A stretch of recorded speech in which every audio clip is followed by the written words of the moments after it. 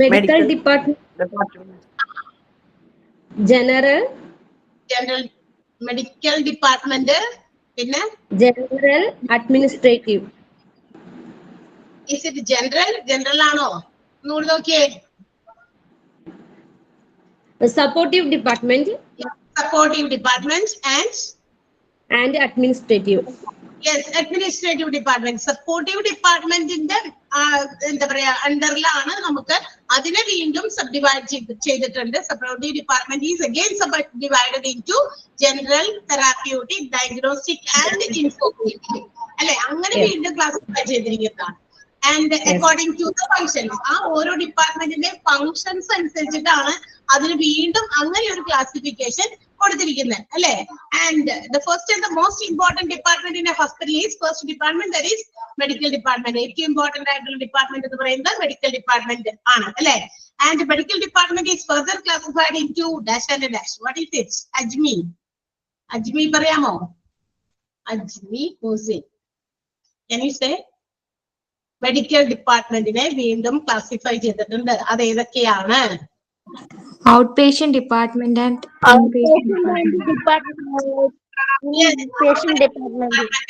Inpatient department അല്ലെ. ഔട്ട്പേഷ്യന്റും ഇൻപേഷ്യന്റും എന്ന് വെച്ചാൽ അവിടെ കൊടുക്കുന്ന ടൈപ്പ് ഓഫ് ട്രീറ്റ്മെന്റ്, ഏത് ടൈപ്പ് ഓഫ് ട്രീറ്റ്മെന്റ് ആണ് പേഷ്യന്റിന് പ്രൊവൈഡ് ചെയ്യുന്നത്.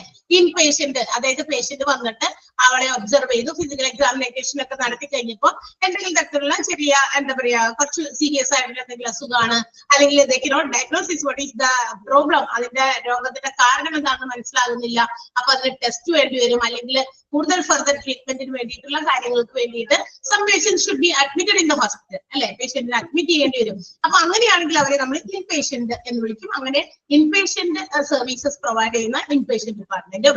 Some patients have to visit the hospital only for a day's consultation അല്ലെ. ഒരു ദിവസത്തെ കൺസൾട്ടേഷന് വേണ്ടി മാത്രം പേഷ്യൻസ് ഹോസ്പിറ്റലിൽ വരുന്നുണ്ട്. അങ്ങനെയുള്ളവരെ നമ്മൾ ഔട്ട് പേഷ്യൻസ് എന്ന് വിളിക്കും. ഔട്ട് പേഷ്യൻസിന് പ്രൊവൈഡ് ചെയ്യുന്ന സർവീസസിനെ ഔട്ട് പേഷ്യന്റ് ഡിപ്പാർട്ട്മെന്റ് എന്നാണ് നമ്മൾ വിളിക്കുക. ആൻഡ് സപ്പോർട്ടീവ് എന്ന് പറയുന്നത് വീണ്ടും സബ്ഡിവൈഡ് ചെയ്തിട്ടുണ്ട്. Therapeutic, general, diagnostics and informative എന്ന രീതിയിൽ. തെറാപ്യൂട്ടിക് എന്ന് പറയുമ്പോൾ നമുക്ക് directly it is related to healing of our disease. നമ്മുടെ രോഗം ഇല്ലാതാക്കുന്നത്, കുറയ്ക്കുന്നത്, അല്ലെങ്കിൽ അതിനെ ക്യൂർ ചെയ്യുന്നതുമായിട്ട് നേരിട്ട് ബന്ധമുള്ള ഡിപ്പാർട്ട്മെന്റുകളായിട്ടാണ് തെറാപ്യൂട്ടിക്കിൽ വീണ്ടും ക്ലാസിഫൈ ചെയ്തിരിക്കുന്നത്. അപ്പൊ നമുക്ക് രോഗം ഭേദമാകണമെങ്കിൽ what have to be followed, എന്തൊക്കെ നമ്മൾ അതിനകത്ത് അനുസരിക്കണം, അല്ലെങ്കിൽ നമ്മുടെ രോഗം നേരിട്ട് ഭേദമാകുന്നതുമായി ഡയറക്റ്റ്ലി ബന്ധമുള്ള ചില കാര്യങ്ങൾ നടത്തേണ്ടതിന് നമ്മൾ സമീപിക്കേണ്ട ചില ഡിപ്പാർട്ട്മെന്റ് ഹോസ്പിറ്റൽസിലുണ്ട്. അപ്പൊ അങ്ങനെ സപ്പോർട്ട് കൊടുക്കുന്ന ചില ഡിപ്പാർട്ട്മെന്റ് ആണ് തെറാപ്യൂട്ടിക്കിൽ വരിക. അതേതൊക്കെയായിരുന്നു ശ്രുതി പറയാമോ? ശ്രുതി പറഞ്ഞോ. ശ്രുതിയില്ല. ഫാർമസി, ഫിസിയോതെറാപ്പി, ഡയറ്ററ്റിക്സ് അല്ലെ. ഡയറ്ററ്റിക്സ് എന്ന് വെച്ചാൽ ഫാർമസി എന്ന് പറയുമ്പോൾ നമുക്കറിയാം, നമ്മൾ ഡോക്ടറെ കണ്ടു, എന്താ പറയാ, ഡോക്ടറെ കണ്ടിട്ട് പുറത്തോട്ടിറങ്ങിയാൽ നമ്മുടെ രോഗം മാറിയിട്ടുണ്ടാവില്ല അല്ലെ. പക്ഷെ നമ്മളത് എന്ത് ചെയ്യുന്നു, അവർ പറയുന്ന ഇൻസ്ട്രക്ഷൻസ് ഒക്കെ അനുസരിച്ചിട്ട് അവര് നമുക്ക് പ്രിസ്ക്രൈബ് ചെയ്തിരിക്കുന്ന മെഡിസിൻസും നമ്മൾ എന്ത് ചെയ്യണം, ഫാർമസിയിൽ നിന്ന് കളക്ട് ചെയ്ത് കൊണ്ടുപോകണം. അത് കളക്ട് ചെയ്ത് കൊണ്ടുപോയാലും മാത്രവും നമ്മുടെ രോഗം ഭേദമാകില്ല. നമ്മൾ വീട്ടിൽ പോയിട്ട് അത് പറഞ്ഞിരിക്കുന്ന ഇൻസ്ട്രക്ഷൻസ് തന്നെ ഫോളോ ചെയ്യുന്നതൊക്കെ കഴിക്കണം അല്ലെ. ഇത്ര സമയത്തിനായിരിക്കാം കഴിക്കാൻ പറ്റേക്കണേ, ബിഫോർ ഫുഡ്, ആഫ്റ്റർ ഫുഡ് ഉണ്ടായിരിക്കാം, ട്വൈസ് എ ഡേ ഉണ്ടായിരിക്കാം, ത്രൈസ് എ ഡേ ഉണ്ടായിരിക്കാം അല്ലെ, 4 times എ ഡേ ഉണ്ടായിരിക്കാം. അങ്ങനെയൊക്കെ പറഞ്ഞിട്ടുണ്ട്. അല്ലെങ്കിൽ 1 day പെർ ഡേയില് എന്താ പറയാ 1 time മാത്രമുള്ളത് ഉണ്ടായിരിക്കാം. അങ്ങനെ ഏത് രീതിയിലാണോ അതനുസരിച്ച് നമ്മൾ ഫോളോ ചെയ്യുന്നത് കഴിക്കുകയും വേണം അല്ലെ. ഇനി അതുകൂടാതെ നമുക്കറിയാം ഫിസിയോതെറാപ്പി, അത് എല്ലാ രോഗങ്ങൾക്കും ഫിസിയോതെറാപ്പി വേണമെന്നൊന്നുമില്ല കേട്ടോ. ചിലപ്പോൾ ഫിസിക്കൽ ആയിട്ടുള്ള ചില കാര്യങ്ങൾക്ക് വേണ്ടിയിട്ടുണ്ട്. ഇപ്പൊ നമുക്ക് എവിടെയെങ്കിലൊക്കെ വേദനകൾ കണ്ടിന്യൂസ് ആയിട്ടുണ്ട്, ചിലവർ വീണിട്ട് അതിന്റെ ആഫ്റ്റർ എഫക്റ്റ് ആയിട്ട് ഉണ്ടാകുന്ന വേദനകൾ, അപ്പൊ അതൊക്കെ രോഗം ഹീൽ ചെയ്യുന്നതുമായിട്ട് ഡയറക്റ്റ്ലി ബന്ധമുള്ളത്. അതുകൊണ്ടാണ് അതൊക്കെ തെറാപ്യൂട്ടിക്കിൽ വന്നിരിക്കുന്നത്, physiotherapy. And also another thing is dietetics. Diet should be followed. നമുക്കറിയാം ഡോക്ടേഴ്സ് തരുന്ന മരുന്നുകളും ഈ പറഞ്ഞ കാര്യങ്ങളും മാത്രം അനുസരിച്ചാൽ പോരാ. ചിലപ്പോൾ ഡോക്ടേഴ്സ് പറയും ഇന്നത് കൂടുതലാണ്, so you have to avoid this food, ഈ ഫുഡ് അവോയ്ഡ് ചെയ്യണം കേട്ടാ, ഇന്ന സാധനം കൺട്രോൾ ചെയ്യണം കേട്ടാ എന്നൊക്കെ നമ്മളോട് പറയും. അപ്പൊ മരുന്നുകൾ മാത്രം ഇങ്ങനെ വാരി തിന്നിട്ട് ഡോക്ടറോട് പറയണം രോഗം ഒന്നും അങ്ങനെ തന്നെയാണ്, മാറുന്നില്ല, എനിക്കിപ്പോ അങ്ങനെയൊക്കെ തന്നെയാണ് ഫീൽ ചെയ്യുന്നതെന്ന് പറഞ്ഞെന്ന് പറഞ്ഞാലോ അത് പാടുമോ? പറ്റില്ല. കാരണം അവര് തരുന്ന instructions, prescriptions and also suggestions, പിന്നെ എന്താ പറയാ കുറച്ച് ലിമിറ്റേഷൻസ് വെക്കേണ്ട കാര്യങ്ങൾ പറഞ്ഞിട്ടുണ്ടായിരിക്കും. അങ്ങനെ ഒത്തിരി കാര്യങ്ങൾ പറഞ്ഞിട്ടുണ്ട്. അതൊക്കെ നമ്മൾ കൺട്രോൾ ചെയ്ത് കറക്റ്റ് ആയിട്ട് ഫോളോ ചെയ്ത് പോയാൽ മാത്രമാണ് നമ്മുടെ രോഗം ഭേദമാക്കുള്ളൂ. അപ്പൊ അതുകൊണ്ടാണ് അങ്ങനെ വന്നിരിക്കുന്നത്. പിന്നെ also some other general supports are given to the ഹോസ്പിറ്റലിന്റെ ട്രീറ്റ്മെന്റുമായിട്ട് ബന്ധപ്പെട്ട് വരുന്ന പേഷ്യൻസിന് മറ്റ് ചില ജനറൽ ആയിട്ടുള്ള പൊതുവായിട്ടുള്ള ചില എന്താ പറയാ കാര്യങ്ങളും സർവീസസും ഹോസ്പിറ്റലിൽ കൊടുക്കുന്നുണ്ട്. അതുകൊണ്ട് തന്നെ ജനറൽ എന്ന് പറയുന്ന വിഭാഗത്തില് CSSD, house keeping, kitchen, laundry, security, maintenance and mortuary ഇതുപോലെയുള്ള മറ്റ് പൊതു സേവനങ്ങൾ കൂടി നമ്മുടെ ഹോസ്പിറ്റലിനകത്ത് വരുന്നുണ്ട്. കാരണം ഇതും കൂടിയൊക്കെ ഉണ്ടായാൽ മാത്രമേ ഹോസ്പിറ്റൽ ഒരു സ്മൂത്ത് ആയിട്ട് അങ്ങോട്ട് ഫംഗ്ഷൻ ചെയ്ത് പോകുള്ളൂ. അല്ലെങ്കിൽ പല സ്ഥലത്തും പല ലാഗും മറ്റ് പല എന്താ പറയാ കാര്യങ്ങളൊക്കെ വരും അതിനകത്ത്. ഉദാഹരണത്തിന് CSSD centralised sterile supply department ആണ്. അപ്പൊ ഈ പറയുന്ന നമ്മളുടെ ഹോസ്പിറ്റലിൽ വരുന്ന ഓരോ പേഷ്യൻസിന് വേണ്ടി ഓരോ എക്യുപ്മെന്റുകളും ഹോസ്പിറ്റലിൽ ഉപയോഗിക്കുന്നുണ്ട്. ഇപ്പൊ ഉദാഹരണം സർജറിക്ക് വേണ്ടി ഉപയോഗിക്കുന്ന instruments, equipments, it have to be used for another patient. അത് വേറൊരാൾക്ക് കൂടി ഉപയോഗിക്കേണ്ടി വരും. പക്ഷെ ഒരാളിൽ ഉപയോഗിച്ച അതേ സാധനം വിത്തൗട്ട് സ്റ്റെറിലൈസിങ്, പ്രോപ്പർ ആയിട്ട് അത് സ്റ്റെറിലൈസ് ചെയ്ത് മാനേജ് ചെയ്യാതെ മറ്റൊരാളിലേക്ക് അത് നമ്മൾ ഉപയോഗിക്കുമ്പോൾ നമുക്കറിയാം അതുകൊണ്ടുണ്ടാകുന്ന എന്താ പറയാ അഡ്വേഴ്സ് ഇഫക്റ്റ് എന്താണ്. The disease may be ആ ഒരു പേഷ്യന്റിന് ഉണ്ടായിരുന്ന disease may be contaminated to the other person, മറ്റൊരാളിലേക്കും അത് വ്യാപിക്കാനായിട്ട് ഇടയുണ്ട്. അപ്പൊ അതൊക്കെ ഇല്ലാതിരിക്കാനായിട്ട് centralised sterile supply department is an important department. അതും മറ്റൊരു ഡിപ്പാർട്ട്മെന്റ് ആണ്. വലിയ ഹോസ്പിറ്റൽസിലൊക്കെ ഒരു വലിയ ഏരിയ തന്നെ ഇതിനു വേണ്ടിയിട്ട് ഒരുക്കിയിട്ടുണ്ട്. ഒരു ഓട്ടോമാറ്റിക് ഒരു എന്താ പറയാ ഒരു സിസ്റ്റം പോലെ ഫംഗ്ഷൻ ചെയ്യുന്ന ഒരു പ്രൊസീജിയർ ഇവിടെ നടക്കുന്നുണ്ട്. നിങ്ങളൊക്കെ യൂട്യൂബിൽ അടിച്ചു നോക്കിയാൽ കഴിഞ്ഞാൽ കാണാം ആ ഒരു പ്രൊസീജിയേഴ്സ് ഒക്കെ അവർ കാണിക്കുന്നതൊക്കെ വളരെ വ്യക്തമായിട്ട് അതൊക്കെ കാണിക്കുന്നുണ്ട്. നമുക്ക് അതിന്റെ ഉള്ളിലേക്ക് ചെകഞ്ഞ് പഠിക്കാനൊന്നുമില്ല. അത് എന്താണ് അവിടെ നടക്കുന്നത്, എന്തിനു വേണ്ടിയിട്ടുള്ള ഡിപ്പാർട്ട്മെന്റ് ആണ് അത് നമുക്ക് അറിയണ്ടേ. ആൻഡ് ഓൾസോ നിങ്ങൾക്ക് ഈ ഒരു ഡിപ്പാർട്ട്മെന്റ് ഒരുപാട് നീട്ടത്തിൽ പഠിക്കാനുണ്ട്, കുറെ കാര്യങ്ങളൊക്കെ ഇതിനകത്ത് പഠിക്കാനുണ്ട്. ഓക്കെ, ഹൗസ് കീപ്പിംഗ് ഇതൊക്കെ നമ്മൾ പറഞ്ഞതല്ലേ കഴിഞ്ഞ ദിവസം. ഹൗസ് കീപ്പിംഗ് ഒക്കെ പറഞ്ഞോ? ഈ ഒരു പേജ് ഞാൻ കംപ്ലീറ്റ് ചെയ്തില്ലേ? നോ, പ്ലീസ് ഒന്ന് റെസ്പോണ്ട് ചെയ്യൂ. ഈ ഒരു പേജ് നമ്മൾ കംപ്ലീറ്റ് ചെയ്തിട്ടാണ് പോയത്. അതെ കംപ്ലീറ്റ് ചെയ്തതാണ്. അപ്പൊ നമ്മള് എന്താ പറയാ അതിനു വേണ്ടിയിട്ട് അതുപോലെ ഹോസ്പിറ്റൽസിനെ സപ്പോർട്ട് ചെയ്യുന്ന മറ്റ് ഡിപ്പാർട്ട്മെന്റുകളാണ് നമ്മളുടെ housekeeping. To keep the hospital surroundings neat and clean, അതിന് റെസ്പോൺസിബിൾ ആയിട്ടുള്ള ഡിപ്പാർട്ട്മെന്റ് ആണ് ഹൗസ് കീപ്പിംഗ്. അല്ലെ, ഹോസ്പിറ്റലിന്റെ പരിസരം ചുറ്റുപാടൊക്കെ എപ്പോഴും വൃത്തിയായിട്ട് സൂക്ഷിക്കുക, അല്ലെ, ഹൈജീനിക് ആയിട്ട് സൂക്ഷിക്കുക.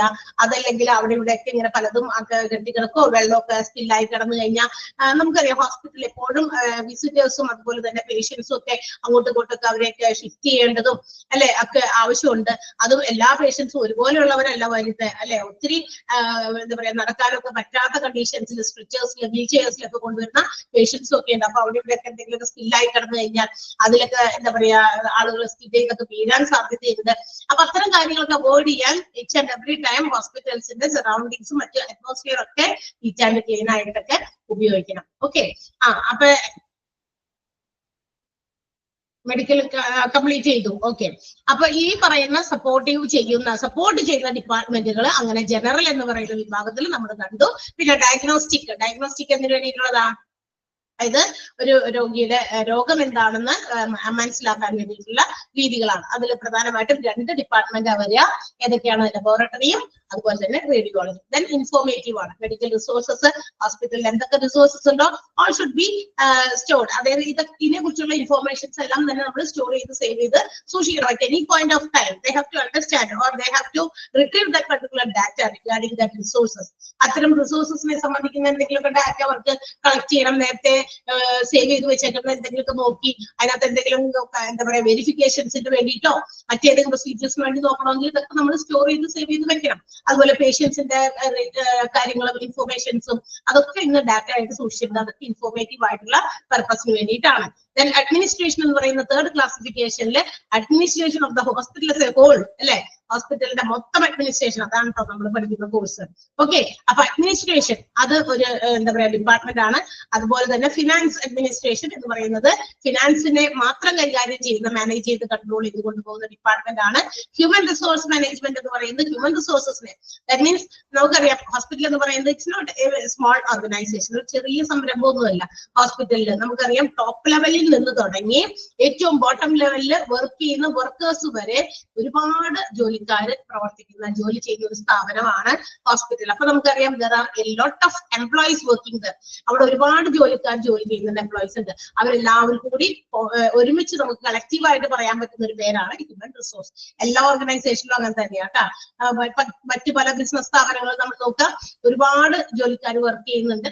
അവരെല്ലാവരെയും കൂടി ഒരുമിച്ച് ടോപ്പ് ലെവല് മുതൽ ബോട്ടം ലെവൽ വരെയുള്ള എല്ലാ എംപ്ലോയീസിനെയും കൂടി കോൺസ്റ്റിറ്റ്യൂട്ട് ചെയ്യാനാണ് നമ്മൾ ഹ്യൂമൻ റിസോഴ്സ് എന്ന് പറയുന്ന ഒരു വേർഡ് ഉപയോഗിക്കുക. അപ്പൊ ഹ്യൂമൻ റിസോഴ്സ് മാനേജ്മെന്റ് എന്ന് പറയുന്നത് it's the most important thing.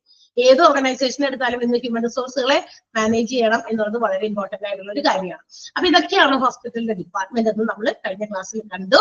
Now we are going to study about the different medical departments. നമ്മൾ പറഞ്ഞു വീണ്ടും ഹോസ്പിറ്റലിന്റെ ഇമ്പോർട്ടന്റ് ആയിട്ടുള്ള ഡിപ്പാർട്ട്മെന്റ് ആണ് മെഡിക്കൽ ഡിപ്പാർട്ട്മെന്റ് എന്ന് പറയുന്നത്.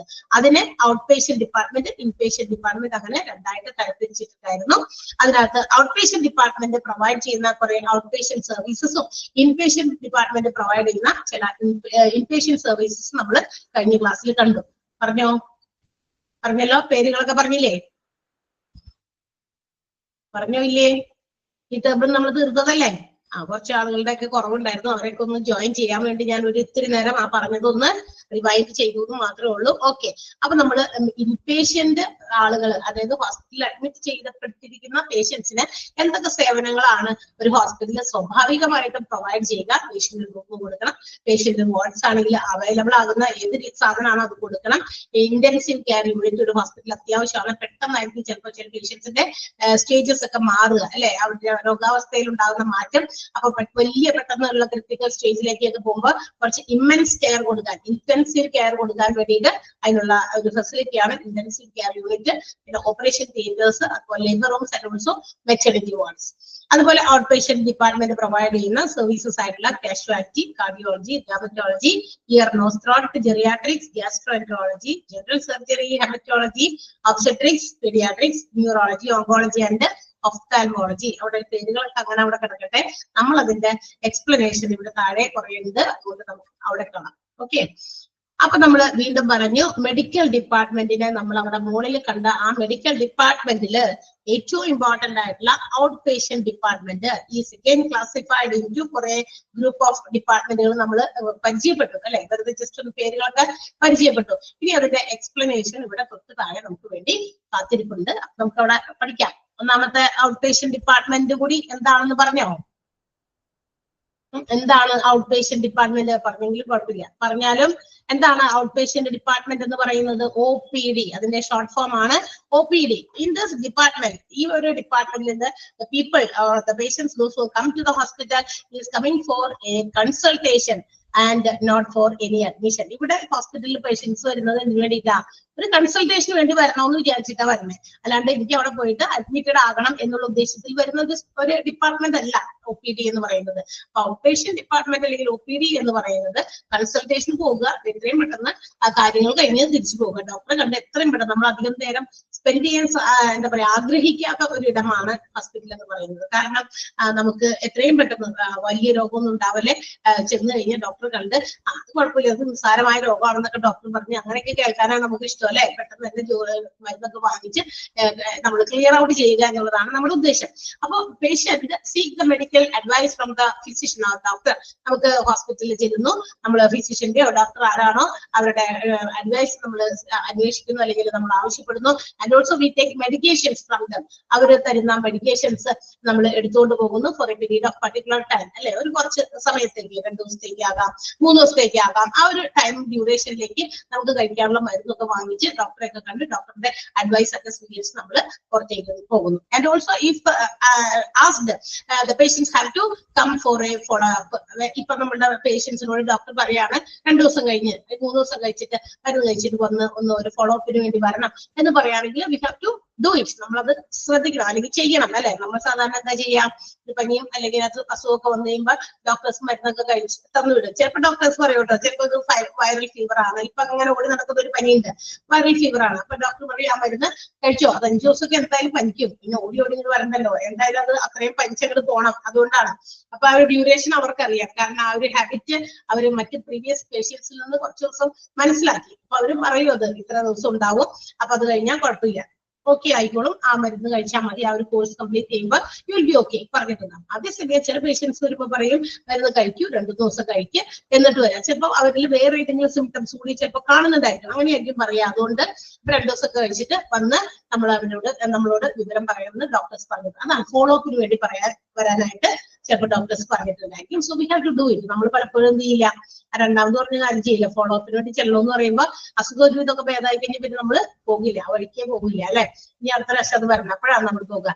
And the patients treatment within the boundaries of the hospital last for only a day. 1 ദിവസത്തേക്ക് മാത്രമാണ് ആ ഒരു ട്രീറ്റ്മെന്റ് അവിടെ ഒതുങ്ങുന്നുള്ളൂ. ആ ഒരു ദിവസത്തിനുള്ളിൽ നമ്മൾ ചിലപ്പോ ചില ഹോസ്പിറ്റൽസിലൊക്കെ ഭയങ്കര തിരക്കും ബിസിയൊക്കെ ആണെങ്കിൽ നമ്മുടെ ബില്ലുകൾ ശരിയാവാനും ഫാർമസിയിൽ നിന്ന് മരുന്ന് കിട്ടാനായിട്ട് അങ്ങനെയൊക്കെയുള്ള ആ ഒരു ലാഗേ ഉണ്ടാകുള്ളൂ. അല്ലെങ്കിൽ ഡോക്ടറെ കാണാൻ നമുക്ക് ഒത്തിരി നേരം വെയിറ്റ് ചെയ്യേണ്ടി വരുന്നു. ചില ഹോസ്പിറ്റലിലൊക്കെ ഭയങ്കര സ്പെഷ്യലിസ്റ്റ് ആയിട്ടുള്ള ഡോക്ടേഴ്സ് ഒക്കെ ഉണ്ടെങ്കിൽ അവരെയൊക്കെ കാണാൻ ഒരുപാട് സമയമൊക്കെ എടുക്കും. ഒരുപാട് ടോക്കൺസ് ഉണ്ടാകും. ചില ഡോക്ടേഴ്സ് ഓരോ രോഗിയും പരിശോധിക്കുന്ന രീതിയിൽ വ്യത്യാസം ഉണ്ടാവും. ചിലർ പെട്ടെന്ന് നോക്കും അല്ലെ, ചിലര് കുറച്ച് ലാഗ് ചെയ്തായിരിക്കും ഓരോ വിശേഷമൊക്കെ ചോദിച്ച് അറിഞ്ഞ് എല്ലാ കാര്യങ്ങളും കൃത്യമായിട്ട് നോട്ടിഫൈ ചെയ്തിട്ടായിരിക്കും പോകുക. അപ്പൊ അങ്ങനെയൊക്കെ വരുമ്പോൾ വ്യത്യാസം ഉണ്ട്. അപ്പൊ അതനുസരിച്ച് നമ്മളുടെ ടൈം അവിടെ മാറും. എന്നാലും നമ്മുടെ ഉദ്ദേശം എന്താ, ആ 1 ഡേ മാത്രമാണ് അവിടെ നമ്മളവിടെ സ്പെൻഡ് ചെയ്യുന്നുള്ളൂ. And the OP department runs for a particular time in a day. ഒരു ദിവസത്തില് ഒരു പ്രത്യേക സമയത്തേക്ക് ഒരു സ്പെസിഫിക് ടൈമിലേക്ക് വേണ്ടി മാത്രമാണ് OP പ്രവർത്തിക്കുന്നുള്ളൂ. 8 മണി തുടങ്ങി വൈകുന്നേരം 3 മണി വരെ ആവാം, അല്ലെങ്കിൽ 9 മണി തുടങ്ങി 4 മണി വരെ ആകാം. അങ്ങനെ ആയിരിക്കും. ചിലപ്പോൾ എല്ലാ ഹോസ്പിറ്റൽസിലും ഒരുപോലെയല്ല. They have their own terms and conditions. ഓരോ ഹോസ്പിറ്റൽസിനും അവരുടേതായ ടേംസ് ആൻഡ് കണ്ടീഷൻസ് അനുസരിച്ച് അവരങ്ങനെ ഫിക്സ് ചെയ്തിട്ടുണ്ടായിരിക്കും. ഇത്ര ടൈമാണ് OP ടൈം. അല്ലെങ്കിൽ OP ടൈം കഴിഞ്ഞു കഴിഞ്ഞാൽ അപ്പൊ എന്ത് ചെയ്യും? OP ടൈം കഴിഞ്ഞ് കഴിഞ്ഞാൽ രോഗം വരാൻ പാടില്ലെന്നുണ്ടോ? OPയുടെ ടൈം കഴിഞ്ഞു 3 മണി. അപ്പൊ എനിക്ക് അടുത്തുള്ള ഹോസ്പിറ്റലിൽ 3 മണി വരെ OP ഉള്ളൂ. ഇനിയിപ്പോ അസുഖം വന്നു എന്ത് ചെയ്യും? കുത്തിരിക്കും, നാളെ നേരം എടുത്തിട്ട് ആ സമയമാവണോ? വേണ്ടല്ലോ, നമുക്ക് പോകാം. വീണ്ടും എവിടെ പോകും? അപ്പൊ നമ്മൾ എവിടെ പോകുമായിരിക്കും? അങ്ങനെ എന്തെങ്കിലും സാഹചര്യം വന്നാൽ തൊട്ടടുത്ത ഡിപ്പാർട്ട്മെന്റ് താഴെയുണ്ട്, അവിടെ എന്ത് ചെയ്യും? നമ്മള് കാഷ്വാലിറ്റിയിലാണ്. അപ്പൊ നമ്മള് എന്ത് ചെയ്യും? പോകുന്നു, കാഷ്വാലിറ്റിയിൽ നമ്മൾ പേരും വിവരമൊക്കെ പറഞ്ഞു കൊടുത്ത് അപ്പൊ അവിടെയുള്ള ഡോക്ടേഴ്സ് ആരാണ്? OP ടൈമിൽ ആണെങ്കിൽ കൺസൾട്ടേഷൻ ഡോക്ടേഴ്സ് അവിടെ ഉണ്ടായിരുന്നു. Usually consultation doctors are appointed to handle OPD. OPD കൈകാര്യം ചെയ്യുന്നത് കൺസൾട്ടേഷൻ ഡോക്ടേഴ്സ് ആയിരിക്കും. ആ ഒരു ടൈം കഴിഞ്ഞ് കഴിഞ്ഞാൽ പിന്നെ ഉള്ളത് ആരായിരിക്കും? ഡ്യൂട്ടി ഡോക്ടേഴ്സ് ആയിരിക്കും അല്ലെ. അപ്പൊ ഡ്യൂട്ടി ഡോക്ടേഴ്സിനെ ആ രീതിയിലാണോ നമുക്ക് കാണാം, നമുക്ക് പോകാം. എന്ന് വെച്ചിട്ടുണ്ടെങ്കിൽ രോഗം വന്നു കഴിയുമ്പോൾ നമുക്ക് ഡോക്ടറെ കാണേണ്ട സമയവും സന്ദർഭവും ഒന്നും നോക്കിയിട്ട് കാര്യമില്ല അല്ലെ. അവിടെ OP ഇത്ര സമയമുള്ളൂ എന്ന് വിചാരിച്ച് നമ്മൾ പോകാതിരുന്നിട്ട് കാര്യമില്ല. പിന്നെ ചില ആളുകൾ ഒരു ദിവസത്തേക്കല്ലേ സ്വയം ചികിത്സ ചെയ്യും അല്ലെ. അങ്ങനെയൊക്കെ നമ്മൾ ചെയ്യാറുണ്ട്. നമ്മൾ അങ്ങനെയൊക്കെ അഡ്ജസ്റ്റ് ചെയ്യും. ഓക്കെ, എങ്ങനെയൊക്കെ ആവട്ടെ. സോ ഇതാണ് OP എന്ന് പറയുന്ന ഒരു ഡിപ്പാർട്ട്മെന്റിനെ കുറിച്ച് നമുക്ക് അറിഞ്ഞിരിക്കേണ്ട കാര്യങ്ങൾ. OP department OPD out patient department ആണ്. Patients come to the hospital for consultation, not for admission. Consultation വേണ്ടിയാ വരിക, admission വേണ്ടിയിട്ടല്ല. And the patient seeks the advice. Medical advice സ്വീകരിക്കുന്നു, medications സ്വീകരിക്കുന്നു for a certain period of time. ഒരു period of ടൈമിലേക്കാണ് നമ്മൾ ആ medications കൊണ്ടുപോകുന്നത്. Patients are sometimes asked to come for a follow up. ചിലപ്പോഴൊക്കെ പേഷ്യൻസിനോട് ഫോളോ അപ്പിന് വേണ്ടി വരാൻ പറയുന്നു. ആൻഡ് പേഷ്യൻസിന്റെ treatment within the boundaries of the hospital. ഹോസ്പിറ്റലിന്റെ ബൗണ്ടറിയിൽ നമ്മൾ ചെലവഴിക്കുന്നത് വളരെ കുറച്ച് സമയം, that means less than 1 hour, 1 day അല്ലെ. ഒരു ദിവസത്തിൽ താഴെയുള്ള സമയമാണ് നമ്മൾ അവിടെ സ്പെൻഡ് ചെയ്യുന്നുള്ളൂ. മാക്സിമം ലിമിറ്റാണ് പറഞ്ഞത് കേട്ടോ.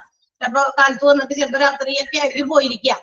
അങ്ങനെയൊക്കെയാണ്. And OP department runs for a specific time during the day എന്നുള്ള കാര്യം മറക്കണ്ട. കൺസൾട്ടേഷൻ ഡോക്ടേഴ്സ് ആയിരിക്കും OPD ഹാൻഡിൽ ചെയ്യുന്നത്. ക്ലിയർ ആയോ? OP ഡിപ്പാർട്ട്മെന്റ് മനസ്സിലായോ? അടുത്ത ഡിപ്പാർട്ട്മെന്റിലേക്ക് മൂവ് ചെയ്യാണ്.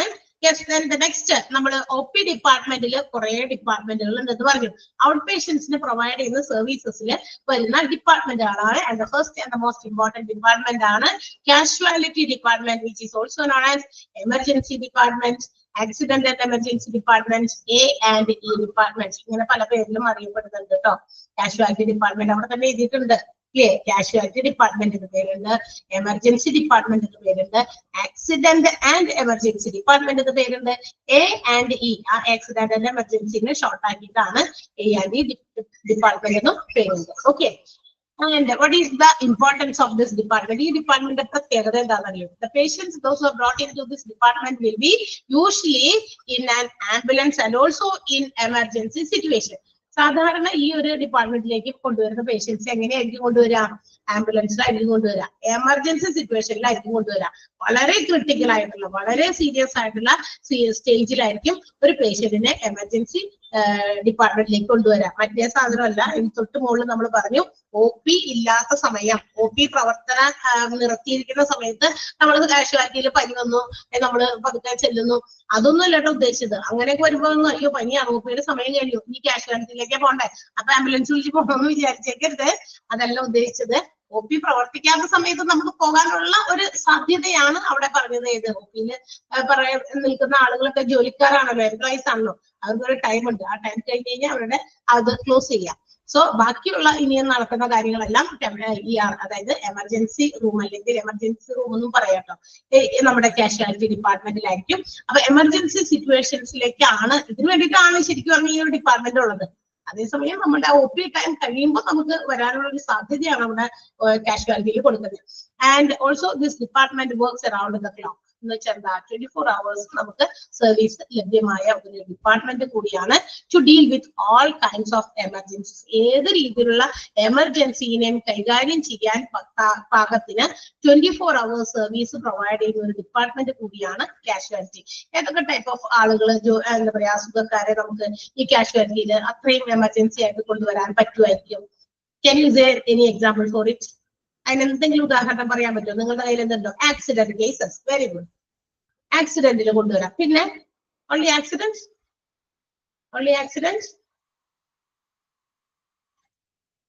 ആക്സിഡന്റ് കൊണ്ടുണ്ടാകുന്ന ഇഞ്ചുറി, അത് അപ്പൊ എന്തായാലും ആക്സിഡന്റ് വളരെ വലിയ, ഹാർട്ട് അറ്റാക്ക്, വെരി ഗുഡ്, വീണ്ടും ഹാർട്ട് അറ്റാക്സ് അല്ലെ.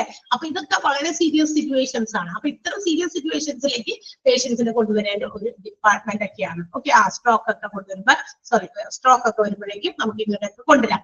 And the patients those who are brought to this department will be assessed according to the degree of their injury and also they are given immediate treatments.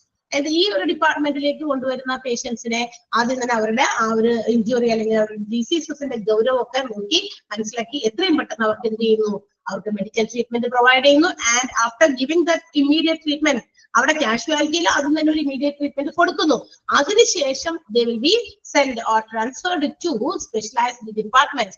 ഏതാണോ, ഏത് വിഭാഗവുമായി ബന്ധപ്പെട്ടിട്ടുള്ള ഒരു injury ആണോ ആ ആൾക്ക് വന്നേക്കണേ, അല്ലെങ്കിൽ എന്ത് രോഗവുമായിട്ടാണ് വന്നേക്കണേ, അതിന്റെ ആ ഒരു നോക്കി, ആ ഒരു എന്താ പറയാ സ്വഭാവം നോക്കിയിട്ട് അവരെ എവിടേക്കാണോ സ്പെഷ്യലൈസ്ഡ് ആയിട്ടുള്ള ഡിപ്പാർട്ട്മെന്റിലേക്ക് മാറ്റുന്നു. ഇപ്പൊ ഉദാഹരണത്തിന് നിങ്ങൾ നേരത്തെ പറഞ്ഞു, ഒരു കാഷ്വാലിറ്റിയിൽ വരുന്ന ഒരു പേഷ്യന്റിന് ഒരു ഉദാഹരണം നമ്മുടെ ഹാർട്ടുമായിട്ട് ബന്ധപ്പെട്ട, ഹാർട്ട് അറ്റാക്കുമായിട്ട് ബന്ധപ്പെട്ട് കാഷ്വാലിറ്റിയിലേക്ക് കൊണ്ടുവരാം. ഓക്കെ. അവിടെ നമ്മൾ പോയി ഹാർട്ട് അറ്റാക്കിന്റെ വിഷമതകൾ അനുഭവിക്കുന്ന ഒരാള് ഇങ്ങനെ നിന്നിട്ട് അതിൻ്റെതായ കുറെ ഇതൊക്കെ കാണിക്കുകയാണ്. അപ്പൊ നമ്മൾ പോയിട്ട് ഔട്ട് പേഷ്യന്റ് OPയിൽ പോയി നിന്ന് ചിരിട്ടെടുത്ത് ആളെ ഡോക്ടറെ കൊണ്ടുപോയി അങ്ങനെയൊക്കെ പറ്റുമോ? ഇല്ല. പോയിസണസ് സിറ്റുവേഷൻസിലും കൊണ്ടുപോകാൻ പറ്റും. അപ്പൊ എന്ത് ചെയ്യുന്നു, നമ്മൾ കാഷ്വാലിറ്റിയിൽ പ്രവേശിപ്പിക്കും അല്ലെ. അങ്ങനെ വരുമ്പോ അവിടെ ഒരു ഇമ്മീഡിയറ്റ് ട്രീറ്റ്മെന്റ് കൊടുക്കേണ്ടതുണ്ട് അല്ലെ. നമ്മൾ കണ്ടിട്ടുണ്ട് സാധനം വെച്ചിട്ട് ഇങ്ങനെ ഡീഫിബ്രിലേറ്റർ അല്ലെ, ആ സാധനമൊക്കെ വെച്ചിട്ട് വലിയൊരു എന്തോ ഇപ്പൊ CPR ഒക്കെ കൊടുത്തിട്ട് ചിലർക്ക് പറ്റാണ്ടൊക്കെ ആയെങ്കിൽ ഇങ്ങനെയുള്ള സാധനം വെച്ചിട്ട് ഒരു മെഷീൻസ് ഉണ്ട്, അങ്ങനെയുള്ള കാര്യങ്ങൾ വെച്ചിട്ടും അവര് ആ മെക്കാനിസം ഉപയോഗിച്ച് എന്ത് ചെയ്യുന്നു, ആളുടെ ആ ഒരു ഹാർട്ട് ബീറ്റ് അല്ലെങ്കിൽ എന്താ പറയാ ബ്രീതിങ് ഒക്കെ സ്റ്റേബിൾ ആക്കാൻ വേണ്ടിയിട്ട് അവർ പരിശ്രമിക്കും. അപ്പൊ ആ ഒരു ഫസ്റ്റ് എയ്ഡ് പോലെയുള്ള treatment will be provided in the casualty, അത് അവിടെ കൊടുക്കുന്നു. അതിനുശേഷം ഇപ്പൊ നമുക്കറിയാലോ, ഒരു ഹാർട്ട് അറ്റാക്കിന്റെ കാര്യം ഞാൻ പറഞ്ഞത്, ആളെ ഏത് ഡിപ്പാർട്ട്മെന്റിലേക്കായിരിക്കും? യെസ്, വെരി ഗുഡ്, അത് കാർഡിയോളജി ഡിപ്പാർട്ട്മെന്റിലേക്ക് ആളെ ഷിഫ്റ്റ് ചെയ്യും. മനസ്സിലായോ? അപ്പൊ അത്തരം കാര്യങ്ങളൊക്കെയാണ് നമ്മുടെ കാഷ്വാലിറ്റി ഡിപ്പാർട്ട്മെന്റിൽ കിടക്കുന്നത്. എന്തെങ്കിലും ഡൗട്ട് ഉണ്ടോ കാഷ്വാലിറ്റി ഡിപ്പാർട്ട്മെന്റിനെ കുറിച്ച്? Any doubt? വ്യക്തമാണോ? അവിടെ പറഞ്ഞേക്കുന്ന സെന്റൻസുകളൊക്കെ അവിടെ തന്നെ ഉണ്ട്. You can just go through it. ഒന്ന് വായിച്ചു നോക്കിയേ വേഗം. ആ OPD എന്ന് പറയുന്നതും കാഷ്വാലിറ്റിന്ന് എഴുതിയത് ഒന്ന് വേഗം ഒന്ന് വായിച്ചു നോക്കിയേ. എന്നിട്ട് ഞാൻ അടുത്തതിലേക്ക് പോകുന്നത് പെട്ടെന്ന് ഒന്ന് വെറുതെ ഒന്ന് കണ്ണോടിച്ച് വായിച്ചിട്ട്, ഞാനത് വായിച്ചു പോയാൽ ഞാൻ വായിക്കുള്ളൂ, നിങ്ങൾ വായിക്കില്ല. നമ്മൾ അതിന്റെ കാര്യം എന്താണെന്ന് നിങ്ങൾക്ക് പറഞ്ഞു തന്നിട്ടുണ്ട്. നിങ്ങൾ അതിന്റെ കണ്ണ് വെച്ച് നോക്കുക. കാരണം ഒരു പ്രത്യേകത എന്താണെന്ന് അറിയോ, നമ്മൾ എഴുതാൻ പോകുന്ന എക്സാം വലിച്ചു നീട്ടി നമ്മൾ കാര്യം മനസ്സിലാക്കിയത് എഴുതുക എന്നുള്ളതല്ല. നമുക്ക് അങ്ങനത്തെ ക്വസ്റ്റ്യൻസ് അല്ല, ഒബ്ജക്റ്റീവ് ക്വസ്റ്റ്യൻസ് ആണ് നിങ്ങൾക്ക് എക്സാമിൽ ഉണ്ടാവുക. So you have to go through each and every line and word. നിങ്ങളുടെ കണ്ണുകൊണ്ട് നിങ്ങൾ ഇങ്ങനെ സെന്റൻസ് വായിച്ചു നോക്കുമ്പോഴാണ് നമ്മൾക്ക് അത് മനസ്സിൽ പതിയുള്ളൂ അല്ലെ. അപ്പൊ ആ സെന്റൻസ് അത് എവിടെ കിടക്കുന്നു വരെ നമുക്കത് ഓർമ്മ വരും. അങ്ങനെ അതുകൊണ്ടാണ് ഈ കുട്ടികളോടൊക്കെ നമ്മൾ പറയുന്നത് ബുക്കിൽ നോക്കി വായിക്കാൻ പറ്റുകൾ ഇങ്ങനെ കേട്ടിരിക്കും. അതൊക്കെ എനിക്കറിയാം, ഇതൊക്കെ ഞങ്ങൾ ടീച്ചർ പറഞ്ഞപ്പോ കേട്ടിട്ടുണ്ട്, മനസ്സിലാക്കിയിട്ടുണ്ട്, ഞങ്ങൾക്കറിയാം, ഇതൊക്കെ അവിടെ ഇല്ല. കുട്ടികൾക്ക് ഞാൻ വലിച്ചു നീട്ടി എഴുതാൻ പറ്റും. അവരെന്തെങ്കിലും ഒരു കുഞ്ഞ് ഒരു വേർഡെങ്കിലും ആ ഇതിനോട് കണക്ട് ചെയ്ത് എഴുതി അവർക്ക് മാർക്ക് വീഴുമെന്ന് അറിയാം. അതുകൊണ്ട് അതൊക്കെ അവർ പഠിച്ചു വെച്ചു, ഐഡിയ ഒക്കെ അവർക്കറിയാം. ഫുൾ സെന്റൻസ് കറക്റ്റ് ആവണമെന്നൊന്നും അവർക്കില്ല. ഒറ്റ വേർഡ് ആ ഒരു വാക്ക് ഇതുമായിട്ട് ബന്ധപ്പെട്ട് ചോദ്യവുമായി ബന്ധപ്പെട്ട് ഒറ്റ വേർഡ് അവിടെ കണ്ടാൽ മതി, അപ്പൊ തന്നെ ടീച്ചർ ഫുൾ മാർക്ക് ഇടുമെന്ന് അവർക്കറിയാം. അതുകൊണ്ട് പക്ഷെ നമുക്ക് അങ്ങനെ പറ്റില്ല. നമുക്ക് ഈ ഒരു സെന്റൻസുകൾ വളരെ ഇമ്പോർട്ടന്റ് ആണ്. സോ നിങ്ങൾ തന്നെ അത് വായിച്ചു നോക്കുക. വായിച്ചു നോക്കിയേ പെട്ടെന്ന്. വലിയ ബുദ്ധിമുട്ടുള്ള സെന്റൻസ് ഒന്നും ഇല്ലല്ലോ. അടുത്തേക്ക് പൊക്കോട്ടെ ഞാൻ. Any doubts for anybody?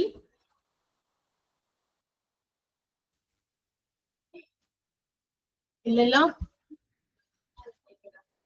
Yes, okay. അപ്പൊ നമ്മള് നേരത്തെ പറഞ്ഞതുപോലെ യെസ് നെക്സ്റ്റ് ഡിപ്പാർട്ട്മെന്റ് ആണ്. നമ്മള് കാഷ്വാലിറ്റി ആണ് ഒന്നാമത്തെ മെഡിക്കൽ ഡിപ്പാർട്ട്മെന്റിലെ ഒന്നാമത്തെ OP വിഭാഗത്തിലെ ഒന്നാമത്തെ ഒരു ഡിപ്പാർട്ട്മെന്റ് നമ്മൾ പരിചയപ്പെടുന്നത് കാഷ്വാലിറ്റി ആണ്. Next one is cardiology department. അടുത്തത് നമ്മളുടെ കാർഡിയോളജി ഡിപ്പാർട്ട്മെന്റ് ആണ്. ആ പേര് സൂചിപ്പിക്കുമ്പോൾ കാർഡിയോ എന്നൊക്കെ ഒരു ഈ പറയുന്ന ഡിപ്പാർട്ട്മെന്റുകളൊക്കെ എല്ലാവർക്കും നല്ല പരിചയമാണ് കേട്ടോ. പണ്ട് ഒരു കാലത്ത് ചിലപ്പോ ഈ പറയുന്ന കാര്യങ്ങൾ ഇപ്പൊ കാർഡിയോളജി അത് ഏത് ഭാഗം ഏതുമായിട്ട് ബന്ധപ്പെട്ടതാന്നൊക്കെ ചിലപ്പോൾ ആളുകൾക്ക് സംശയങ്ങൾ ഉണ്ടായിരിക്കാം. പക്ഷെ ഇന്നത്തെ കാലത്ത് അതൊന്നും ഇല്ല. കാരണം ഇന്ന് ഒരുപാട് ഡിസീസസിനെ കുറിച്ചൊക്കെ ആളുകൾക്ക് ഭയങ്കര അവയർനെസ് ഉണ്ട്. ഇന്ന രോഗം ഇന്നതുമായി ബന്ധപ്പെട്ടതാ അങ്ങനെയൊക്കെ. കാരണം ഇന്ന് രോഗങ്ങളുടെ ഒരു ഇടയിലാണ് നമ്മൾ ജീവിക്കുന്നത്. അതാണ് അതിന്റെ ഏറ്റവും വലിയ കാരണം. കാരണം അങ്ങനത്തെ ഒരു എന്താ പറയാ, നമ്മൾ പറയില്ല ബിസിനസ് ഓറിയന്റഡ് വേൾഡ് എന്ന് പറയും അല്ലെ, അങ്ങനെയൊക്കെ പറയും. അപ്പൊ ബിസിനസ് ഓറിയന്റഡ് വേൾഡ് എന്ന് പറയുന്നത് പോലെ തന്നെ ഇപ്പൊ നമുക്ക് പറയാം ഒരു ഡിസീസ് ഓറിയന്റഡ് വേൾഡ് പോലെയായി മാറി. കാരണം പല രീതിയിലുള്ള രോഗങ്ങളാണ്. നമ്മളുടെ ലൈഫ് സ്റ്റൈലും നമ്മളുടെ ഫുഡ് ഹാബിറ്റ്സും നമ്മളുടെ ഫിസിക്കൽ എക്സസൈസ് ഇല്ലായ്മയും ഒക്കെ ആണ് ഇതിന്റെയൊക്കെ കാരണം. ഇത്രയും വർദ്ധിച്ചു വരുന്ന ഈ ഡിസീസസ് ഇങ്ങനെയുള്ളത് കൊണ്ട് തന്നെ ഓരോ ഹോസ്പിറ്റൽസിൽ ഏതൊക്കെ ഡിപ്പാർട്ട്മെന്റുകൾ ഉണ്ടെന്ന് പറയുന്ന ആളുകൾക്ക് നല്ല ഫെമിലിയർ ആണ്, അല്ലെങ്കിൽ അവർക്കൊക്കെ പരിചയമാണ്. കാരണം അത് ഇത്രയും ഹോസ്പിറ്റൽസുമായിട്ട് നമുക്ക് ഇന്ന് എന്തുണ്ട് ഭയങ്കര ബന്ധമുണ്ട്. പണ്ടൊക്കെ വല്ലപ്പോഴൊക്കെ വല്ല പനി വന്നിട്ടൊക്കെ ഹോസ്പിറ്റലിൽ പോയി, പനി വരാഞ്ഞിട്ട് പല കാര്യങ്ങളും കൃത്രിമ പണികൾ ചെയ്ത് സ്കൂളിൽ ഒരു ദിവസം ഒന്ന് ലീവ് എടുക്കാൻ വേണ്ടിയിട്ട് നമ്മൾ ആലോചിച്ചിരുന്ന സമയമൊക്കെ ഉണ്ട്. അങ്ങനെയൊക്കെ ഉണ്ടായിരുന്നിട്ടുണ്ട്. പക്ഷെ ഇപ്പൊ അങ്ങനെയല്ല. ഇപ്പൊ എപ്പോഴെങ്കിലൊക്കെ ഒന്ന് വഴി കൂടി പോയാൽ മതി എന്ന് പറയില്ലേ, എന്തെങ്കിലും ഒരു ചെറുതായിട്ടൊന്ന് വഴി കൂടി ആർക്കെങ്കിലും പോയാലും അടുത്ത ദിവസം നമ്മുടെ കൊച്ചുങ്ങൾ വരും അപ്പൊ തന്നെ അല്ലെ, എന്തെങ്കിലുമൊക്കെ അസുഖമൊക്കെ ആയിട്ട്. തലവേദന, പനി, സ്കൂളിലൊക്കെ കുട്ടികൾ അങ്ങനെയാണ്. പനിയായിട്ട് മുടങ്ങുന്നു, ആ വേദനയായിട്ട് മുടങ്ങുന്നു, വയറുവേദന, ഫുഡ് ഇൻഫെക്ഷൻ, എവിടെ നോക്കിയാലും ഇപ്പൊ അതാ. ഇനിയിപ്പൊ അതൊരു വലിയൊരു ട്രെൻഡായി നടക്കുകയാണ് ഫുഡ് ഇൻഫെക്ഷൻ. നല്ല രീതിയിലുള്ള ഫുഡൊക്കെ നമ്മൾ കഴിക്കുന്നതിന്റെ കുഴപ്പമാണത്. അപ്പൊ എന്തെങ്കിലും ആവട്ടെ, അപ്പൊ നമ്മൾ കാർഡിയോളജി എന്ന് പറയുന്ന ഡിപ്പാർട്ട്മെന്റ് ഒക്കെ എല്ലാവർക്കും അതുപോലെ തന്നെ ഫെമിലിയർ ആയിരിക്കും. It deals with the problems of our human heart and also blood circulation. നമ്മുടെ ബ്ലഡ് സർക്കുലേഷൻ, ഹൃദയം ഒക്കെ ആയിട്ട് ബന്ധപ്പെട്ടിട്ടുള്ള ബ്ലഡ് സർക്കുലേഷൻ വന്നത് ഹാർട്ടുമായിട്ട് ബന്ധപ്പെട്ടതായതുകൊണ്ട് തന്നെയാണ്. അപ്പൊ അതിനു വേണ്ടിയിട്ടുള്ള ഒരു ഡിപ്പാർട്ട്മെന്റ് ആണ് കാർഡിയോളജി എന്ന് പറയുന്നത്. And it's a medical specialty which deals with the problems of our heart and also disorders of our heart. നമ്മുടെ ഹാർട്ട് സംബന്ധമായിട്ടുള്ള പ്രശ്നങ്ങള്, ഹാർട്ടിന്റെ തകരാറുകള്, ഇതിനൊക്കെ വേണ്ടിയിട്ടുള്ള ഒരു ഡിപ്പാർട്ട്മെന്റ് ആണ്. അപ്പൊ അതിനെന്തെങ്കിലുമൊക്കെ പ്രശ്നങ്ങളുണ്ടെങ്കിലും നമ്മൾ പോകുന്ന ഒരു ഡിപ്പാർട്ട്മെന്റ് ആണ് cardiology. It also treats both inpatient and out patient basis.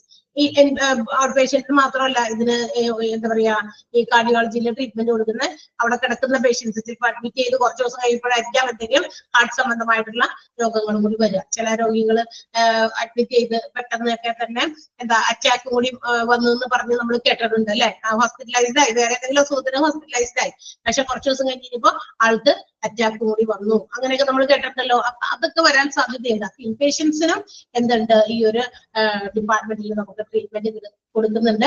The biggest area of heart disease, നമ്മുടെ ഹാർട്ടുമായിട്ട് ബന്ധപ്പെട്ടിട്ടുള്ള രോഗങ്ങളുടെ ഒരു വലിയ ഏരിയ കവർ ചെയ്യുന്ന ഒരു എന്താ പറയാ ഡിസീസ്, അതിനെ പറയുന്ന പേരാണ് CAD, കൊറോണറി ആർട്ടറി ഡിസീസ് എന്നാണ് അതിനെ പറയാ. Wide range of heart disease is known as CAD, coronary artery disease. ആ CAD എന്ന് അതിന്റെ ബ്രാക്കറ്റിൽ എവിടെയെങ്കിലും എഴുതി വെച്ചോണ്ട്, അവിടെ ഇല്ലല്ലോ, അതെ, CAD, coronary artery disease. CAD എന്ന് ഒന്ന് ഷോർട്ട് ആക്കി അതിന്റെ ബ്രാക്കറ്റിൽ നിങ്ങളുടെ നോട്ട് ബുക്കിലോ ടെക്സ്റ്റ് ബുക്കിന്റെ സൈഡിലോ എവിടെയെങ്കിലും ഒന്ന് എഴുതി വെച്ചേക്കാം. കൊറോണറി ആർട്ടറി ഡിസീസ് എഴുതിയിട്ട് ഒരു ഹൈഫൻ ഇട്ടിട്ട് CAD എന്ന് എഴുതി വെച്ചാലും മതി. എങ്ങനെയെങ്കിലും നമ്മളൊന്ന് അറിഞ്ഞാൽ നമുക്കൊന്ന് അറിയേണ്ട ഇതൊക്കെ. ഓക്കെ, അപ്പൊ നമ്മുടെ ഹാർട്ടിന്റെ ഏറ്റവും വലിയ പ്രശ്നങ്ങളെ ഉൾക്കൊള്ളുന്ന ഒരു രോഗമാണ് CAD. ഈ CADക്ക്, അതായത് CID അല്ലട്ടോ, CAD, coronary artery disease, അതിന് ഏറ്റവും നല്ലൊരു എക്സാമ്പിൾ ആണ് ആൻജൈന എന്ന് പറയുന്ന ഒരു രോഗം. Angina. Then what do you mean by angina? എന്താണ് ആൻജൈന എന്ന് പറയുന്ന രോഗം? അതെന്ന് പറയുന്നത് it's a severe pain on the part of our chest which spreads often to our neck and shoulders. എന്തായിരിക്കും അത് കാരണം? അതായത് നമ്മുടെ നെഞ്ചിലുണ്ടാകുന്ന ഒരു തരം വേദനയാണ്. ആ വേദന വെറുതെ ഒരു നെഞ്ചുവേദന അല്ലേ, ഇപ്പൊ എല്ലാവരും ഉണ്ടല്ലോ ചെയ്യുന്ന കാര്യം. ഇപ്പൊ നെഞ്ചുവേദനയും വരും, അപ്പൊ എന്ത് ചെയ്യും? ഗ്യാസിന്റെ പ്രോബ്ലം ആണെന്ന് വിചാരിച്ചിട്ട് പല മരുന്നുകളൊക്കെ കഴിക്കും. ചിലയിടത്തൊക്കെ നമ്മൾ അങ്ങനെ കേട്ടിട്ടുണ്ട്, നെഞ്ചുവേദന എടുത്തപ്പോ ഗ്യാസ് ആണെന്ന് വിചാരിച്ചിട്ട് അതിന്റെ ഗുളിക എടുത്ത് കഴിച്ചു, പെട്ടെന്ന് തന്നെ ആൾക്ക് കുഴഞ്ഞു വീണു. അങ്ങനെയാണ് ഇങ്ങനെയാണെന്നൊക്കെ നമ്മൾ ഒത്തിരി വീഡിയോസ് കണ്ടിട്ടുണ്ട്, വാർത്തകൾ കേട്ടിട്ടുണ്ട്, അങ്ങനെയൊക്കെ നമുക്ക് അറിയാലോ. പക്ഷെ എല്ലാ നെഞ്ചുവേദനയും അങ്ങനെ ഗ്യാസ് പ്രോബ്ലംസ് കൊണ്ടല്ല. ചില നെഞ്ചുവേദനകൾക്ക് പ്രത്യേകതയുണ്ട്. അതിന്റെ ആ ഒരു വേദന, ആ പെയിൻ നമുക്ക് ഇങ്ങനെ പതുക്കെ എങ്ങോട്ടേക്ക് മൂവ് ചെയ്യും, എവിടേക്ക്? ഷോൾഡറിലേക്കും നെക്കിലേക്കും ഒക്കെ, നമ്മുടെ കഴുത്തിന്റെ ഭാഗത്തേക്കും അതുപോലെ തന്നെ ഷോൾഡറിലേക്കൊക്കെ പതുക്കെ അങ്ങനെ സ്പ്രെഡ് ചെയ്യുന്നുണ്ട് എന്ന് വിചാരിക്കുക. സോ അത് ഇതൊക്കെ ഈ ആൻജൈന പോലെയുള്ള രോഗമാകാം. And what is the cause of it? എന്താണ് അതിന്റെ കാരണം? എന്തുകൊണ്ടായിരിക്കാം അങ്ങനെ വരാൻ സാധ്യതയുള്ളത്? Because of inadequate supply of blood to our heart. നമ്മുടെ ഹാർട്ടിലേക്ക് ആവശ്യത്തിന് ബ്ലഡ് പമ്പ് ചെയ്യാത്തത് കൊണ്ടാണ് അത്തരം ആ ചെസ്റ്റ് പെയിൻ നമുക്ക് തോന്നണേന്ന്.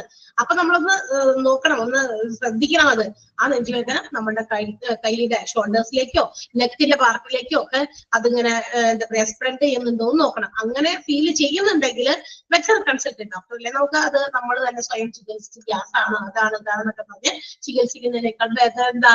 നമ്മളത് ഡോക്ടറെ എത്രയും പെട്ടെന്ന് പോയി അത് കാണുക എന്നുള്ളതാണ്. അപ്പൊ അത് ഇതിന്റെ കാരണം എന്ന് പറയുന്നത് നമ്മളുടെ ഹാർട്ടിലേക്ക് ആവശ്യത്തിന് ബ്ലഡ് സപ്ലൈ ഇല്ലാത്തത് കൊണ്ടാണ്. And why there is no adequate supply of blood to heart? ഹാർട്ടിലേക്ക് എന്തുകൊണ്ട് ഇങ്ങനെ ബ്ലഡ് സപ്ലൈ ചെയ്യുന്നില്ല?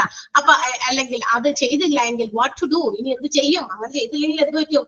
നമുക്ക് കൊണ്ടുപോയി തിരിച്ചു മറിച്ച് ഇങ്ങനെ ഒഴുക്കി കളയാവുന്നതാണ്. നമ്മുടെ വീട്ടിലൊക്കെ എന്താ പറയാ, ഇതുപോലെ എന്തെങ്കിലും ബ്ലോക്ക് ഒക്കെ വന്നു കഴിയുമ്പോൾ അത് തന്നെ നമ്മുടെ വീടിന്റെ പൈപ്പ്, നമ്മുടെ ഒത്തിരി സ്ഥലത്ത് വാഷ് ബേസിനില്, നമ്മുടെ എന്താ പറയാ വാഷ്റൂമിലൊക്കെ നമ്മൾ ഒരുപാട് പൈപ്പ് മറ്റൊക്കെ ഫിക്സ് ചെയ്ത് വെച്ചിട്ടുണ്ട്. എന്തിനാ? ആവശ്യത്തിന് നമുക്ക് തുറക്കുമ്പോൾ തന്നെ വെള്ളം വരണം, അല്ലെ? വെള്ളം വരണം. അതുപോലെ തന്നെ ഔട്ട്ലെറ്റ്, നമുക്ക് പുറത്തേക്ക് ചില എന്താ പറയാ വേസ്റ്റ് മെറ്റീരിയൽസ് മറ്റു കാര്യങ്ങളൊക്കെ നമ്മുടെ വാഷ് ബേസിലൊക്കെ വെസൽസ് ഒക്കെ ക്ലീൻ ചെയ്യുന്നിടത്ത് നമുക്ക് അവിടെ വെള്ളമൊക്കെ നമ്മൾ കളയുന്നുണ്ട്, അല്ലെ? അത് പുറത്തേക്ക് അതിന്റെ ഔട്ട്ലെറ്റ് വെച്ചിട്ടുണ്ട്. അതും ഇതുപോലെ എവിടെയെങ്കിലും ബ്ലോക്ക് ചെയ്ത് അത് സിങ്കിനകത്ത് നിറച്ചും ഇങ്ങനെ നിറച്ച് എന്താ പറയാ അടിഞ്ഞുകൂടും, അല്ലെ? വെള്ളമായിട്ട് മറ്റ് മെറ്റീരിയൽസ് ഒക്കെ ആയിട്ട് അവിടെ അടിഞ്ഞുകൂടി പൊങ്ങി നിൽക്കും. ഇത് നമുക്ക് പാത്രം കഴുകാൻ പറ്റില്ല, അല്ലെ? അപ്പൊ നമ്മൾ എന്ത് ചെയ്യണം? ആ ബ്ലോക്ക് നീക്കി കളയണം. ബ്ലോക്ക് നീക്കാതെ ഇനി ബാക്കി കാര്യങ്ങൾ ചെയ്യാൻ പറ്റില്ലല്ലോ, അല്ലെങ്കിൽ അടുക്കളാകെ വൃത്തികേടായി നാശമായി പിന്നെ നമുക്ക് അവിടെ ഒന്നും ചെയ്യാൻ പറ്റാതെയാക്കും. സോ അതുപോലെ തന്നെയാണ് നമ്മുടെ ഹ്യൂമൻ ബോഡി എന്ന് പറയുന്നത് ഇതുപോലെയൊക്കെയുള്ള കുറെ കാര്യങ്ങൾ ചേർന്ന ഒരു മെഷീനാണ്, ഒരു വലിയൊരു മെഷീനാണെന്ന് വിചാരിക്കുക. അപ്പൊ അതിനകത്തൊരു കാര്യമാണ് ഈ പമ്പിങ്, അല്ലെ? ഹാർട്ട് എന്ന് പറയുന്ന ഒരു പ്രധാനപ്പെട്ട അവയവത്തിലേക്ക് ബ്ലഡ് ഷുഡ് ബി സർക്കുലേറ്റഡ്. കാരണം കറക്റ്റ് ആയിട്ട് അത് നല്ല രീതിയിൽ പമ്പ് ചെയ്യപ്പെടണം. അങ്ങനെ അഡക്വേറ്റ് ആയിട്ട് പമ്പ് ചെയ്യപ്പെടാത്തതാണ് ആൻജൈന എന്ന് പറയുന്ന രോഗത്തിന് കാരണമാകുക. So we have to remove that block. ആ ബ്ലോക്ക് നമ്മൾ നീക്കണം. ആ ബ്ലോക്ക് നീക്കാനുള്ള ഒരു പ്രൊസീജിയറാണ് കൊറോണറി ആർട്ടറി ബൈപ്പാസ് ഗ്രാഫ്റ്റിംഗ് എന്ന് പറയുന്നത്. CABG, coronary artery bypass grafting. ഒന്ന് അണ്ടർലൈൻ ചെയ്ത് വെച്ചിട്ട് അതിന്റെ ബ്രാക്കറ്റിൽ അവിടെ CABG എന്ന് എഴുതാം. CABG, coronary artery bypass grafting. പറയുന്നത് മനസ്സിലാവണ്ട? ഹലോ ഉറങ്ങിപ്പോയി, അല്ലെങ്കിൽ എല്ലാവരും ഉച്ച സമയം ആയതുകൊണ്ട് ഇല്ലാലോ? Very good. എല്ലാവരും എപ്പോഴും ഇങ്ങനെ ചടിച്ചടി എനർജി ആയിട്ട് നിൽക്കണോട്ടാ. യെസ്. അപ്പൊ ഓക്കെ. അപ്പൊ ഈ ആൻജൈന പോലെയുള്ള ഇങ്ങനെയുള്ള ബ്ലോക്കേജ് പറയാം. CABG ഫുൾ ഫോം അവിടെ ഉണ്ട്. ഫുൾ ഫോം അവിടെ ഉണ്ട്. ആൻജൈന ഇങ്ങോട്ട് ഒരു കോമ എടുത്തിട്ട് കിടക്കണം. നോക്കിയേ, കൊറോണറി ആർട്ടറി ബൈപ്പാസ് ഗ്രാഫ്റ്റിംഗ്. അതിന്റെ ഷോർട്ട് ഫോം ആണ് ഞാൻ പറഞ്ഞത്. CABG എന്ന് ഒന്ന് അവിടെ എഴുതി വെച്ചേക്കാൻ. അവർ ഷോർട്ട് ഫോം അവിടെ നോട്ടിൽ കൊടുത്തല്ല. കാരണം എന്താണെന്നറിയോ, ഇത് ഒരു മെഡിക്കൽ ടെർമിനോളജി എന്ന് പറഞ്ഞൊരു ചാപ്റ്റർ നമുക്ക് പഠിക്കാനുണ്ട്. നിങ്ങൾക്ക് ആ മോഡ്യൂൾസിന്റെ ഒക്കെ സിലബസ് ഒക്കെ തന്നിട്ടുണ്ടെങ്കിൽ നിങ്ങൾക്ക് അതിനകത്ത് നോക്കിയാൽ കാണാൻ പറ്റും. മെഡിക്കൽ ടെർമിനോളജി അവിടെ ഇതൊക്കെ കിടക്കുന്നുണ്ട്. ഇതിന്റെ ഷോർട്ട് ഫോംസ് ഒക്കെ തന്നിട്ട് അതിന്റെ എക്സ്പാൻഡഡ് ഫോം ഒക്കെ കാണിച്ചിട്ടുണ്ട്. അതുകൊണ്ടായിരിക്കും ചിലപ്പോൾ അവിടെ ഇല്ലാത്തത്. എന്നാലും നമ്മൾ കാണുന്ന സമയത്ത് അത് പറഞ്ഞു പോകുന്നു. അപ്പൊ CABG ഒന്ന് എഴുതി വെച്ചേക്കാം. അപ്പൊ ഈ കൊറോണറി ആർട്ടറി ബൈപ്പാസ് ഗ്രാഫ്റ്റിങ്ങിലൂടെ ഈ പറയുന്ന എന്ത് ചെയ്യാം, നമ്മുടെ ഹാർട്ടിലേക്ക് രക്തം ശരിയായ രീതിയിൽ പമ്പ് ചെയ്യുന്നില്ല എങ്കിൽ ആ ബ്ലോക്കിനെ നീക്കാനുള്ള ഒരു സർജറി, ആ ഒരു ബൈപ്പാസ് സർജറിയാണ് കൊറോണറി ആർട്ടറി ബൈപ്പാസ് ഗ്രാഫ്റ്റിംഗ് എന്ന് പറയുന്നത്. അപ്പൊ അതെങ്ങനെയാണ്? അപ്പൊ ആൻജൈന എന്ന് പറയുന്ന ആ ഒരു രോഗം, അല്ലെങ്കിൽ അങ്ങനെ ഒരു ബ്ലോക്ക് വരാൻ സാധ്യത എന്താ? ഇനാഡക്വേറ്റ് സപ്ലൈ ഓഫ് ബ്ലഡ് വരാൻ സാധ്യത എന്താ? അതെന്തുകൊണ്ടാണെന്ന് വെച്ചിട്ടുണ്ടെങ്കിൽ നമ്മൾ കഴിക്കുന്ന പലതരത്തിലുള്ള ഫുഡല്ലേ, കൊളസ്ട്രോളും മറ്റു കാര്യങ്ങളും, ഫാറ്റ്, കൊളസ്ട്രോൾ എല്ലാം ഉള്ള ഫുഡൊക്കെ നമ്മൾ കഴിക്കും. ഇഷ്ടം തോന്നുന്ന സാധനം വാങ്ങിച്ച് മനുഷ്യന്മാർക്ക് കഴിക്കാനുള്ളതാണല്ലോ ഈ ജീവിതം, അല്ലെ? അപ്പൊ കഴിക്കുമ്പോ നമ്മുടെ ശരീരത്തിൽ ഓൾറെഡി ഈ പറയുന്ന സാധനമൊക്കെ കുറേശ്ശെ അളവിലൊക്കെ മതി. പക്ഷെ അത് ആവശ്യത്തിൽ അധികമായി കഴിയുമ്പോൾ എന്ത് പറ്റും? അത് അവിടെ ഇവിടെ ഇങ്ങനെ ബിൽഡപ്പ് ആകും. ഈ കൊളസ്ട്രോൾ കിടന്ന് ബിൽഡപ്പ് ആകുന്നത് എവിടെയാണെന്നറിയാമോ? It will be around the arteries, നമ്മുടെ ഈ രക്തത്തിന്റെ കുഴലുകളുടെ ചുറ്റും വന്നിങ്ങനെ അടിഞ്ഞുകൂടും. അപ്പൊ രക്തക്കുഴൽ ഇത് ഇത്രയും പാസേജ് ഉള്ള ഒരു അത്രയും എന്താ പറയാ സ്പേസ് ഉള്ള ഒരു എന്താ പറയാ കുഴലായിരുന്നു എന്ന് വിചാരിക്കാം. ഇതിന്റെ ചുറ്റും ഈ കൊളസ്ട്രോൾ എല്ലാം കൂടി വന്ന് ഒരു പ്ലാക്ക് രൂപത്തിൽ, ഫ്ലാക്സ് എന്ന് പറഞ്ഞ കേട്ടിട്ടുണ്ടാവും, പ്ലാക്ക് എന്ന് പറഞ്ഞ കേട്ടിട്ടുണ്ടാവുമല്ലോ. ഡെന്റൽ പ്ലാക്ക് ഉണ്ട്. ചില കുഞ്ഞു കുട്ടികളൊക്കെ നല്ല രീതിയിൽ ബ്രഷ് ചെയ്യാതെ ആകുമ്പോ ഒരു ചെറിയൊരു എന്താ പറയാ പെയിൽ യെല്ലോ കളറിൽ ഒരു സാധനം വന്നിട്ട് ഇങ്ങനെ ബിൽഡപ്പ് ആവും. ഒരു തരം ഒരു സാധനം വന്ന് ഒരു കട്ട പോലെ അല്ലെ. അത് നല്ല രീതിയിൽ ബ്രഷ് നിങ്ങൾക്ക് കറക്റ്റ് ആകാത്തത് കൊണ്ടാണ്. പിന്നെ നമ്മൾ ഹോസ്പിറ്റലിൽ കൊണ്ടുപോയി ഡെന്റിസ്റ്റിന്റെ അടുത്ത് കൊണ്ടുപോയി അതൊക്കെ ക്ലീൻ ചെയ്യിപ്പിക്കേണ്ടി വരും. പല്ല് ക്ലീൻ ചെയ്യിപ്പിക്കേണ്ടി വരും. അതൊക്കെ അടർത്തി കളയാനായിട്ട് അവരുടെ കയ്യിലിരിക്കുന്ന സാധനം വെച്ചിട്ടേ പറ്റുള്ളൂ. നമുക്കൊന്നും പിന്നെ ചെയ്യാൻ പറ്റില്ല. അപ്പൊ പ്രോപ്പറായിട്ട് ആദ്യമേ തുടങ്ങി നമ്മൾ അങ്ങനെ ചെയ്യിപ്പിച്ചില്ലെങ്കിലാണ് അതെന്ത് വരും, ആ പ്ലാക്സ് അങ്ങനെ വന്ന് അടിഞ്ഞുകൂടുക. അത് ഡെന്റൽ പ്ലാക്ക്. പക്ഷെ ഈ നമ്മുടെ ബ്ലഡിന്റെ ആർട്ടറീസിൽ ഉണ്ടാകുന്ന plaque is formed due to the cholesterol. ഇത് കൊളസ്ട്രോൾ കൊണ്ട് ബിൽഡപ്പ് ആകുന്ന ഒരു സംഭവമാണ് ഈ പ്ലാക്ക്. കൊളസ്ട്രോൾ പ്ലാക്ക് ആണ്. അത് വന്ന് ഈ ധമനിയില് ഇതിനകത്ത് ഇങ്ങനെ ചുറ്റും വന്ന് ഇങ്ങനെ അടിഞ്ഞടിഞ്ഞ് കൂടും. അപ്പൊ അടിഞ്ഞടിഞ്ഞ് കൂടുമ്പോൾ എന്ത് പറ്റും? ഇതിനുള്ള ഈ രക്തം പോയിക്കൊണ്ടിരുന്ന ആ വഴിയൊക്കെ ഇങ്ങനെ കുറഞ്ഞു വരും. കുറഞ്ഞ അവസാനം ഒട്ടും തന്നെ രക്തം പോകാൻ അതിന് ബ്ലഡിന് പാസ് ചെയ്യാൻ പറ്റാത്ത രീതിയിലേക്ക് അടഞ്ഞു പോകുമ്പോഴാണ് അത് പെട്ടെന്ന് അറ്റാക്ക് ആയിട്ടൊക്കെ മാറുക. ക്ലിയർ ആയോ? മനസ്സിലായോ പറഞ്ഞത്? അപ്പൊ അത് റിമൂവ് ചെയ്യുന്ന ആ ഒരു സർജറിയാണ് നമ്മൾ എന്ത് വിളിക്കുക? Coronary artery bypass grafting. അപ്പൊ അവിടെ എന്തായിരിക്കും ആ ബൈപ്പാസ് ഗ്രാഫ്റ്റിംഗിൽ സാധാരണ എന്തായിരിക്കും? അങ്ങനെ വന്ന ബ്ലോക്ക് എന്തായിരിക്കും ചെയ്യണ്ടേ? എന്ത് ചെയ്യണമായിരിക്കും? ആർക്കെങ്കിലും സർജറി നടത്തി ബ്ലോക്ക് റിമൂവ് ചെയ്യണം അല്ലെ? അത് ആ ഒരു പറഞ്ഞ ആ പ്ലാക്സിലെ അതിങ്ങനെ ചുരണ്ടി കളയുന്ന ഒരു സംഭവം. അതാണ് ആ ബ്ലോക്ക് റിമൂവ് ചെയ്ത് കൊടുക്കുന്ന രീതി. അതിനെയാണ് നമ്മൾ CABG എന്ന് വിളിക്കുക. അപ്പൊ ഇതൊക്കെ നടക്കുന്നത് നമ്മുടെ ഈ കാർഡിയോളജി ഡിപ്പാർട്ട്മെന്റിലാണെന്നുള്ള കാര്യം നമ്മൾ മറക്കണ്ട. അപ്പൊ coronary artery disease is the wide area അല്ലെങ്കിൽ biggest area of heart disease. അതെ, ബൈപ്പാസ് സർജറി. അപ്പൊ ഇല്ലേ, ഈ നമ്മുടെ ഹാർട്ടിന്റെ ഏറ്റവും ബിഗ്ഗസ്റ്റ് ഏരിയ കവർ ചെയ്യുന്ന ഡിസീസ് ആണ് കൊറോണറി ആർട്ടറി ഡിസീസ്. അതിനൊരു എക്സാമ്പിൾ ഏതാണെന്ന് ചോദിച്ചു കഴിഞ്ഞാൽ ആൻജൈനയാണ്. ആൻജൈന എന്താണെന്ന് നിങ്ങൾക്ക് അറിയാൻ വേണ്ടിയിട്ട് മാത്രം ഞാൻ അവിടെ പറഞ്ഞു തന്നു മാത്രം. If you have to write, നിങ്ങൾക്ക് അത് അറിഞ്ഞിരിക്കണം. പിന്നീട് ഞങ്ങൾക്ക് ഉണ്ടെങ്കിൽ ഞാനത് പറഞ്ഞുതരാം. You can note down. വേണോ, എഴുതണോ എങ്കിൽ പറയുക, അല്ലെങ്കിൽ നമ്മൾ മുന്നോട്ടേക്ക് പോകും. എഴുതി വെക്കണമെന്നുണ്ടെങ്കിൽ മാത്രം. യെസ്, അപ്പൊ അവിടെ എഴുതിക്കോ. ആൻജൈന എന്ന് എഴുതാം, ഒരു ഹൈഫൻ ഇടാം. ആൻജൈന ഒരു ഹൈഫൻ ഇട്ടിട്ട് എഴുതാം. Severe pain, severe SEVERE, severe pain in chest, CHEST, chest, often OFTEN, often spreading to the shoulders, arms and neck. Shoulders comma ARMS, arms and neck, NECK, neck, due to inadequate ഒറ്റ വാക്കാണ്. ഇന്ന് കഴിഞ്ഞ് നീക്കി adequate എഴുതരുത്. Adequateന്റെ opposite form ആണ്. Inadequate blood supply to heart.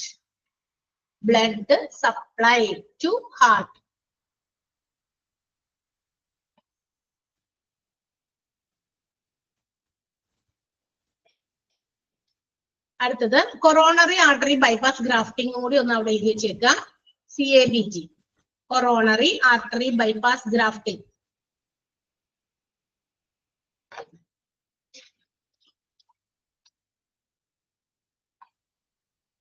ഒരു hyphen ഇട്ടിട്ട് എഴുതാ.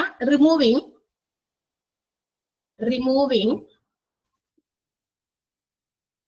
plaques, PLA, QUES, plaques in the arteries of heart. Removing plaques in the arteries of heart due to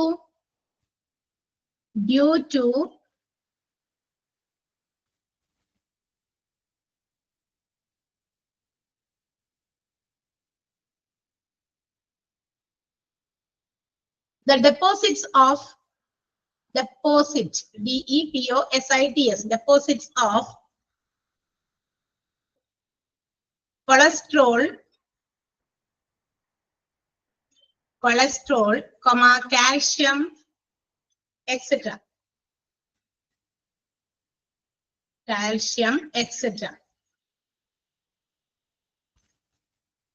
Removing plaques in the arteries of heart. എഴുതിയോ? Yes. ഇനി ആരെങ്കിലും എഴുതാത്തവരുണ്ടെങ്കിൽ ഒന്ന് അവിടെ type ചെയ്ത് കാണിച്ചു കൊടുത്താൽ മതി നിങ്ങള്, അല്ലെങ്കിൽ നമ്മുടെ സമയം പോകും. അതുകൊണ്ടാ. Okay. PLA QUES, plaque PLA QUES എന്നാണ് പ്ലാക്സിന്റെ സ്പെല്ലിങ്. അപ്പൊ അങ്ങനെയുള്ള ബൈപ്പാസ് ഗ്രാഫ്റ്റിംഗ് ഒക്കെ മൂലം നമുക്ക് എന്ത് ചെയ്യാൻ പറ്റും? ഈ ആർട്ടറീസിൽ ഉണ്ടാകുന്ന ഈ കൊളസ്ട്രോൾ ബിൽഡപ്പിനെയൊക്കെ നമുക്ക് റിമൂവ് ചെയ്ത് തരാൻ പറ്റും, അല്ലെ? റിമൂവ് ചെയ്യാൻ പറ്റും. അതാരെങ്കിലും ഒന്ന് ടൈപ്പ് ചെയ്യൂട്ടോ. നമ്മുടെ ഈ ക്ലാസ് കഴിയുമ്പോ ഒന്ന് ചെയ്തു കൊടുത്താൽ മതിയേ. ആരെങ്കിലും ഫുൾ ആയിട്ട് എഴുതിയവരുണ്ടോ? എനിപടി ഉണ്ടാവുമല്ലോ. ഒന്ന് അശ്വതി ഒന്ന് ഡിക്റ്റേറ്റ് ചെയ്ത് കൊടുക്കണേ. അവിടെ ഒന്ന് ടൈപ്പ് ചെയ്ത് കൊടുത്താൽ മതി. ഓക്കെ. ദെൻ ഇനി അതുകൂടാതെ മറ്റെന്ത് ട്രീറ്റ്മെന്റ് ഒക്കെയാ കൊടുക്കുന്നത്? കാർഡിയോവാസ്കുലർ സർജറി ഉണ്ട്. അതുപോലെ തന്നെ അതായത് നമ്മുടെ ഹാർട്ട്, അതുപോലെ ബ്ലഡ് വെസൽസിന് ഉണ്ടാകുന്ന സർജറി, ഇതിനെല്ലാം കൂടിയാണ് കാർഡിയോവാസ്കുലർ സർജറി എന്ന് വിളിക്കുക. അപ്പൊ ഹാർട്ടിനും ബ്ലഡ് വെസൽസിനും എന്തെങ്കിലുമൊക്കെ പ്രോബ്ലംസ് ഒക്കെ വന്നിട്ട് അതിന് സർജറി ഉണ്ടെങ്കിൽ അത് കാർഡിയോവാസ്കുലർ സർജറി, അത് നമ്മുടെ കാർഡിയോളജി ഡിപ്പാർട്ട്മെന്റിലാണ് പ്രൊവൈഡ് ചെയ്യുന്നത്. ഇനി ഓൾസോ ബൈപ്പാസ് സർജറീസ്, പിന്നെ വാൽവ് റിപ്പയേഴ്സ്, വാൽവ് റിപ്ലേസ്മെന്റ്. നമുക്കറിയാം വാൽവിനൊക്കെ എന്തെങ്കിലും കംപ്ലൈന്റ് വരിക, ഹൃദയത്തിന്റെ വാൽവിനൊക്കെ കംപ്ലൈന്റ് വന്നു കഴിഞ്ഞാൽ അത് റിപ്പയർ ചെയ്യേണ്ടി വരും. ചിലർക്ക് റിപ്പയർ ചെയ്തിട്ട് കാര്യമില്ല, അത് റിപ്ലേസ് ചെയ്യേണ്ടി വരും. അങ്ങനെയുള്ള കാര്യങ്ങൾ ഇതിനകത്ത് നമുക്ക് നടക്കുന്നുണ്ട്. മാത്രമല്ല കോൺജനിറ്റൽ ഡിഫക്ട്സ് എന്ന് പറഞ്ഞാൽ എന്താ? ചില ആളുകൾക്ക് ജന്മനാ തന്നെ ജനിച്ചപ്പോഴേ തന്നെ ഈ ഹാർട്ട് സംബന്ധമായിട്ടുള്ള ചില പ്രശ്നങ്ങളായിട്ട് കൊച്ചുങ്ങളൊക്കെ ജനിക്കും. അപ്പൊ കുറച്ച് സമയമൊക്കെ കഴിഞ്ഞിട്ട് അതൊക്കെ ഡോക്ടേഴ്സ് ഒക്കെ നോക്കി വെരിഫൈ ചെയ്യുമ്പോൾ അതൊക്കെ അണ്ടർസ്റ്റാൻഡ് എപ്പോഴാണ് ഇവർക്ക് അതൊക്കെ കറക്റ്റ് ആക്കാനായിട്ടുള്ള സർജറീസ് നടത്തണ്ടേ, അതിനുള്ള ഡ്യൂറേഷൻ ഒക്കെ അവർക്ക് തന്നെ കാൽക്കുലേറ്റ് ചെയ്താൽ മനസ്സിലാക്കാൻ പറ്റും. അപ്പൊ അതൊക്കെ മനസ്സിലാക്കി അതിന് വേണ്ടിയിട്ട് കോൺജനിറ്റൽ ഡിഫക്ട് എന്ന് പറഞ്ഞാൽ എന്താ പറയാ പറഞ്ഞില്ല, ജന്മന ഉണ്ടാകുന്ന പ്രശ്നങ്ങൾ, ഹാർട്ട് പ്രശ്നങ്ങൾ കേട്ടോ. ഈ കോൺജനിറ്റൽ എല്ലാ അസുഖങ്ങൾക്കും ഉണ്ട്. ജന്മന തന്നെ ചില ആളുകൾ ജനിക്കുമ്പോഴേ തന്നെ ചില പല ഡിഫക്റ്റുകളായിട്ടൊക്കെ ജനിക്കും. അപ്പൊ ഹാർട്ടിന് സംബന്ധമായിട്ടുള്ള ജന്മന ഉണ്ടാകുന്ന ചില ഡിസീസസ് അല്ലെങ്കിൽ ഡിഫക്റ്റുകളൊക്കെ എന്ത് ചെയ്യുന്നു, ഇതുപോലെ നമുക്ക് കാർഡിയോളജിയിൽ ട്രീറ്റ് ചെയ്യാൻ പറ്റും. പിന്നെ മാത്രമല്ല അതിന്റെ കൂടെ തന്നെ മറ്റൊരു കാര്യം കൂടി ഇവിടെ നടക്കുന്നുണ്ട്. Pace maker implantation. Treatment for myocardial infarction also is done in this department. എന്താണ് പേസ്മേക്കർ ഇംപ്ലാന്റേഷൻ? പേസ്മേക്കർ എന്ന് കേട്ടിട്ടുണ്ടോ ആരെങ്കിലും? പേസ്മേക്കർ എന്ന് കേട്ടിട്ടുണ്ടോ? ഇറ്റ്സ് എ ബാറ്ററി ഓപ്പറേറ്റഡ് ചെറിയൊരു ഇൻസ്ട്രുമെന്റ് ആണ്. ബാറ്ററിയിൽ ഓപ്പറേറ്റ് ചെയ്യപ്പെടുന്ന ഒരു ചെറിയ ഇൻസ്ട്രുമെന്റ് ആണ്. Which is fixed under our skin, അല്ലെ? നമ്മുടെ നെക്കിന്റെ താഴെയുള്ള സ്കിന്നില് അത് പ്ലേസ് ചെയ്യും. എന്തിനു വേണ്ടിയിട്ട്? സ്കിൻ മാത്രം കേട്ടോ. ഹാർട്ടൊക്കെ തുറന്ന് വെച്ചിട്ട് അതിന്റെ ഉള്ളിൽ വെക്കുന്ന സാധനമല്ല, സ്കിന്നിന്റെ അടിയിലായിരിക്കും വെക്കുക. When our heartbeat goes to low, അല്ലെ? നമ്മുടെ ഹാർട്ട് ബീറ്റ് ഒക്കെ ഇങ്ങനെ ഭയങ്കരമായിട്ട് താഴ്ന്നു പോകുന്ന ചില ആളുകൾക്ക് അങ്ങനത്തെ അസുഖം വരാറുണ്ട്, അല്ലെ? ഭയങ്കരമായിട്ട് ഹാർട്ട് ബീറ്റ് താഴ്ന്നു പോവുക. നമുക്കറിയാം പെർ മിനിറ്റിൽ ഇത്ര പ്രാവശ്യം ഹാർട്ട് ബീറ്റ് ചെയ്യുന്നത്. എന്നാൽ ചില ആളുകളിൽ അത്രയും ബീറ്റ്സിന്റെ എണ്ണം വരാതെയാകുമ്പോ അത് അങ്ങനെ എപ്പോഴെപ്പോഴും ഉണ്ടാകുന്ന ആളുകൾക്കാണെങ്കിൽ ഈ ഒരു ചെറിയ ഇൻസ്ട്രുമെന്റ് വിൽ ബി പ്ലേസ്ഡ്, ഇങ്ങനെ പ്ലേസ് ചെയ്ത് കൊടുക്കുന്നുണ്ട്. അപ്പൊ നമ്മുടെ എന്ത് ചെയ്യുന്നറിയാമോ? ഈ pacemaker heartbeat low ആയി പോകുന്ന സമയത്ത് ഈ പേസ് മേക്കർ ഒരു സിഗ്നൽ അങ്ങനെ പ്രൊവൈഡ് ചെയ്യും, ഹാർട്ട് ബീറ്റ് താഴെ പോകുന്നു. അപ്പൊ അത് കറക്റ്റ് പേസിലേക്ക് കൊണ്ടുവരാൻ, കറക്റ്റ് ലെവലിലേക്ക് പേസ് മേക്കർ കണ്ട കറക്റ്റ് ആക്കുക എന്നാണ് അതിന്റെ അർത്ഥം. അപ്പൊ കറക്റ്റ് പൊസിഷൻസിലേക്ക് കൊണ്ടുവരാൻ വേണ്ടിയിട്ടാണ് അങ്ങനെ ഒരു ചെറിയൊരു ഇൻസ്ട്രുമെന്റ് ഇങ്ങനെ ഫിക്സ് ചെയ്യുന്നത്.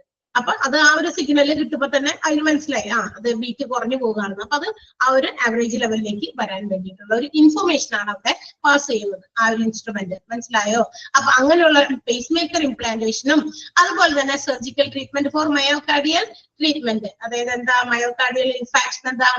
ഹാർട്ട് അറ്റാക്കിന്റെ മറ്റൊരു പേരാണ്. നമ്മൾ ഹാർട്ട് അറ്റാക്ക് എന്ന് വിളിക്കും, മെഡിക്കൽ ഫീൽഡിലുള്ളവർ അതിനെ മയോകാർഡിയൽ ഇൻഫാക്ഷൻ എന്ന് വിളിക്കും കേട്ടോ. മയോകാർഡിയൽ ഇൻഫാക്ഷന്റെ അവിടെ അണ്ടർലൈൻ ചെയ്തിട്ട് അതിന്റെ ബ്രാക്കറ്റിൽ ഒന്ന് ഹാർട്ട് അറ്റാക്ക് എന്ന് എഴുതാമോ? മയോകാർഡിയൽ ഇൻഫാക്ഷൻ നോട്ടിനകത്ത് കാണുന്നില്ലേ? അവിടെ അതിന്റെ അടിയിൽ ഒന്ന് അണ്ടർലൈൻ ചെയ്തതിനു ശേഷം അതിന്റെ ബ്രാക്കറ്റിൽ heart attack, it's also known as heart attack. നമ്മൾ സാധാരണക്കാർ ഹാർട്ട് അറ്റാക്ക് എന്ന് വിളിക്കും.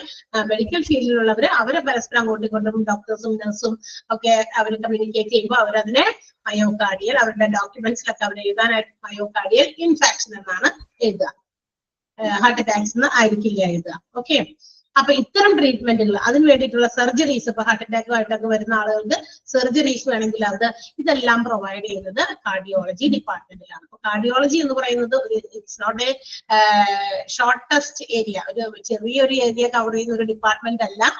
അതൊരു വലിയൊരു ഡിപ്പാർട്ട്മെന്റ് തന്നെയാണ്. ഇൻപേഷ്യൻസിനും ബോത്ത് ഔട്ട് പേഷ്യൻസിനും അതിന്റെ ട്രീറ്റ്മെന്റുകൾ പ്രൊവൈഡ് ചെയ്യുന്നുണ്ട്. ഒരുപാട് എന്താ പറയാ കാര്യങ്ങളാണ് നമ്മുടെ കാർഡിയോളജി ഡിപ്പാർട്ട്മെന്റിൽ ചെയ്യുന്നത് അല്ലെ. CAD, കൊറോണറി ആർട്ടറി ഡിസീസ് പോലെയുള്ള കാര്യങ്ങൾക്ക് എന്താ പറയാ നമ്മുടെ കൊറോണറി ആർട്ടറി ബൈപ്പാസ് ഗ്രാഫ്റ്റിംഗ് കൊടുക്കുന്നു, കാർഡിയോവാസ്കുലർ സർജറി കൊടുക്കുന്നു, ഹാർട്ടിനും ബ്ലഡ് വെസൽസിനും ഒക്കെ സർജറി വേണമെങ്കിൽ അതാ കൊടുക്കുക. പിന്നെ വാൽവ് റിപ്പയേഴ്സ്, വാൽവ് റിപ്ലേസ്മെന്റ്, പിന്നെ ബൈപ്പാസ് ബൈപ്പാസ് സർജറീസ്, അതുപോലെ തന്നെ നമ്മുടെ പേസ് മേക്കർ ഇംപ്ലാന്റേഷൻ, മയോകാർഡിയൽ ഇൻഫാക്ഷന്റെ അതുപോലെ തന്നെയുള്ള സർജറീസ്, ഒത്തിരി കാര്യങ്ങൾ കാർഡിയോളജി ഡിപ്പാർട്ട്മെന്റിൽ പ്രൊവൈഡ് ചെയ്യുന്നുണ്ട്. അപ്പൊ ആ ഒരു വലിയ വേർഡുകളൊക്കെ ഇല്ലേ, അതൊക്കെ ഒന്ന് അണ്ടർലൈൻ ചെയ്ത് പഠിക്കണം. കാരണം അതൊക്കെ വളരെ ഇമ്പോർട്ടന്റ് ആയിട്ടുള്ള കാര്യങ്ങളാണ്. ഇന്ന് ഏറ്റവും കൂടുതൽ എന്താ പറയാ ആളുകളെ ബാധിക്കുന്ന അസുഖങ്ങൾ ഹാർട്ടിന് തന്നെയാണ്. അതുകൊണ്ട് തന്നെ നമുക്കറിയാലോ, ഒരു കുറച്ച് കാലഘട്ടങ്ങളായിട്ട് ഒരുപാട് പേർക്ക് ഇത് നമുക്ക് തന്നെ ഒത്തിരി പേരെ എക്സ്പീരിയൻസ് ചെയ്തിട്ടുള്ളവരും ഒക്കെ ഉണ്ട്. അപ്പൊ ഒത്തിരി ആളുകൾക്ക് ഇതുമായി ബന്ധപ്പെട്ടിട്ടുള്ള അസുഖങ്ങളും ഇന്നുണ്ട്. ക്ലിയർ ആയോ? ഇനി സംശയമുണ്ടോ? കാർഡിയോളജി ജസ്റ്റ് ഒന്ന് വേഗം വായിച്ചു നോക്കിയാൽ പെട്ടെന്ന്, എന്നിട്ട് അടുത്ത ഒരെണ്ണം കൂടി എനിക്ക് എടുക്കാം. അനസ്തേഷ്യോളജി അവിടെയും കൂടി വെച്ചിട്ട് നമുക്ക് നിർത്താം. My calculation is up to that much. ഇതുവരെ എടുക്കുക എന്നുള്ളതാണ് ഇന്നെന്റെ വിഷയം.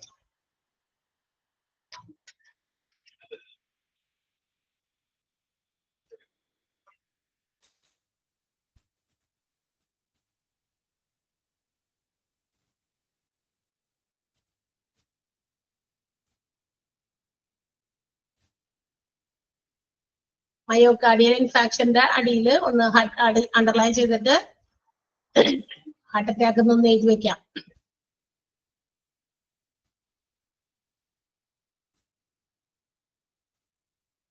ഓക്കെ അല്ലേ? അടുത്ത പറഞ്ഞോട്ടെ എന്നാ. Anaesthesiology. Yes, next one is anaesthesiology. എന്താണ് ഈ അനസ്തേഷ്യോളജി എന്ന് പറഞ്ഞാൽ? അനസ്തേഷ്യോളജി എന്ന് പറയുന്ന ഒരു ഡിപ്പാർട്ട്മെന്റ് കൂടി ഉണ്ട് നമ്മുടെ ഹോസ്പിറ്റൽസിൽ. നമ്മൾ സാധാരണ എന്തെങ്കിലുമൊക്കെ വലിയ ഓപ്പറേഷൻസ് വരുമ്പോ ഒക്കെ അനസ്തേഷ്യ കൊടുക്കാന്ന് പറയുന്നത് കേട്ടിട്ടുണ്ട്. അത് കൊടുക്കുന്നതിന് വേണ്ടിയിട്ടുള്ള ഡിപ്പാർട്ട്മെന്റ്, അതാണ് അനസ്തേഷ്യ. അപ്പൊ doctors in this department administer anaesthesia for their patients before making any surgeries or any procedures. ഏതെങ്കിലും തരത്തിലുള്ള സർജറിയോ മറ്റേതെങ്കിലും പ്രൊസീജിയേഴ്സ് എന്ന് പറയുമ്പോൾ എന്തായിരിക്കും? ഈ ഡ്രസ് ചെയ്യാൻ അല്ലെങ്കിൽ മറ്റ് എന്താ പറയാ തുന്നിക്കൂട്ടാൻ അങ്ങനെയൊക്കെ ഉണ്ടാവുമല്ലോ. അപ്പൊ അതിനൊക്കെ വേണ്ടിയിട്ട് അങ്ങനെയുള്ള സാഹചര്യങ്ങളിലൊക്കെ ഡോക്ടേഴ്സ് അഡ്മിനിസ്റ്റർ ചെയ്യുന്ന ഒരു കാര്യമാണ് അനസ്തേഷ്യ എന്ന് പറയുന്നത്. പ്രധാനമായിട്ടും there are 3 types or anesthesias. 3 രീതിയിലുള്ള അനസ്തേഷ്യാസ് ആണ് ഒരു ഹോസ്പിറ്റൽസിൽ സാധാരണ ഡോക്ടേഴ്സ് അഡ്മിനിസ്റ്റർ ചെയ്യുന്നത്. ഏതൊക്കെയാണ് ആ 3 രീതിയിലുള്ള അനസ്തേഷ്യാസ് എന്ന് ഇനി പറയുന്നുണ്ട്. General anaesthesia, local anaesthesia and regional anaesthesia. എന്താണ് ജനറൽ അനസ്തേഷ്യ? ഈ ജനറൽ അനസ്തേഷ്യ യൂഷ്വലി പ്രൊവൈഡ് ചെയ്യുന്നത് അനസ്തേഷ്യോളജിസ്റ്റ് ആർക്കാണ്, ഈ മെഡിക്കൽ ഡോക്ടേഴ്സോ അല്ലെങ്കിൽ അനസ്തേഷ്യോളജിസ്റ്റോ അത് പ്രൊവൈഡ് ചെയ്യുമ്പോൾ it will be provided either through A mask or an IV cannula. സാധാരണ ഇത് പ്രൊവൈഡ് ചെയ്യുന്നത് ഒരു മാസ്ക് എന്ന് വെച്ചിട്ടുണ്ടെങ്കിൽ ഇങ്ങനെ ഫേസിൽ ഒരു മാസ്ക് ഇങ്ങനെ ഫിറ്റ് ചെയ്തിട്ട് അതിനകത്ത് മരുന്ന് ഒഴിച്ചിട്ട് എന്തായിരിക്കും അത് നമ്മളിങ്ങനെ ഇൻഹെയിൽ ചെയ്യൂലേ, അകത്തേക്ക് ശ്വാസം ഇങ്ങനെ എടുക്കുമ്പോൾ അതിങ്ങനെ കുറച്ചു നേരം ഇങ്ങനെ ശ്വസിച്ച് നമുക്ക് അൺകോൺഷ്യസ് ആകുക. എന്നിട്ട് അതിന് എന്താ പറയാ സർജറിയോ എന്തെങ്കിലും കാര്യങ്ങൾ ചെറിയ സർജറീസ് ഒക്കെ നടക്കുമ്പോൾ നമുക്കത് ഫീൽ ചെയ്യാതിരിക്കാൻ, വേദന ഫീൽ ചെയ്യാതിരിക്കാൻ വേണ്ടിയിട്ടാണ്. വേദന ഫീൽ ചെയ്താൽ നമുക്കറിയാലോ, നമ്മൾ എന്തെങ്കിലുമൊക്കെ കീറോ മുറിക്കുകയൊക്കെ ചെയ്യുന്ന സമയത്ത് നമ്മൾ വേദന വരുമ്പോൾ നമ്മളെല്ലാവരും സെൻസ്, നമ്മുടെ ഓർഗൻസ് ഒക്കെ സ്കിന്നൊക്കെ നമ്മൾ അതൊക്കെ സെൻസ് ചെയ്യും. അത് പെട്ടെന്ന് കൈ വലിക്കും. അങ്ങനെയൊക്കെ വരുമ്പോൾ അത് കുറച്ച് കൂടുതൽ ഡേഞ്ചറസ് സിറ്റുവേഷൻസിലേക്ക് പോകാൻ സാധ്യതയുണ്ടല്ലോ. കൈ അത്രയും സാധനമൊക്കെ വെച്ചിട്ടല്ലോ ഇത് ചെയ്യണേ.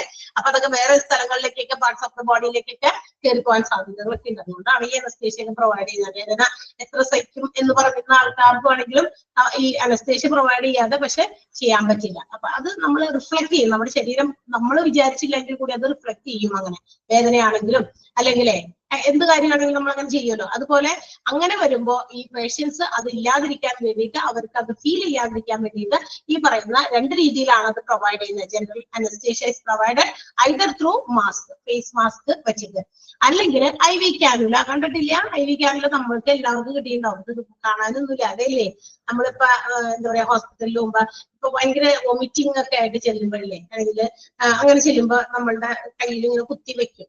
ഇപ്പൊ കുറച്ച് കൂടുതൽ പ്രാവശ്യം മറ്റേ സാധനം ഇടണമല്ലോ, ഗ്ലൂക്കോസ് ഡ്രിപ്പ് ഇടണമല്ല.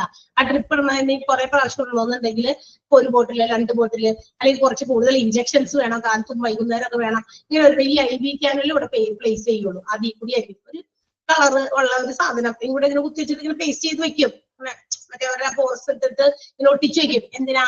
അത് ഇടയ്ക്കിടയ്ക്ക് ഇങ്ങനെ കുത്താൻ വേണ്ടിയിട്ട് അതിനകത്തേക്ക് തന്നെ മറ്റേ ഗ്ലൂക്കോസ് ഇടണോ അപ്പോഴും കൊണ്ടുവന്ന് ഇതിനകത്ത് തന്നെ ഫിക്സ് ചെയ്താൽ മതി. ഒരു പ്രാവശ്യം അവിടെ കുത്തിയോടെ വെച്ചേക്കാണ് ആ സാധനം. അങ്ങനത്തെ ഒരു 2, 3, 4 ഉണ്ട്, 4 രീതിയിലുള്ള 4 ഓക്കെ.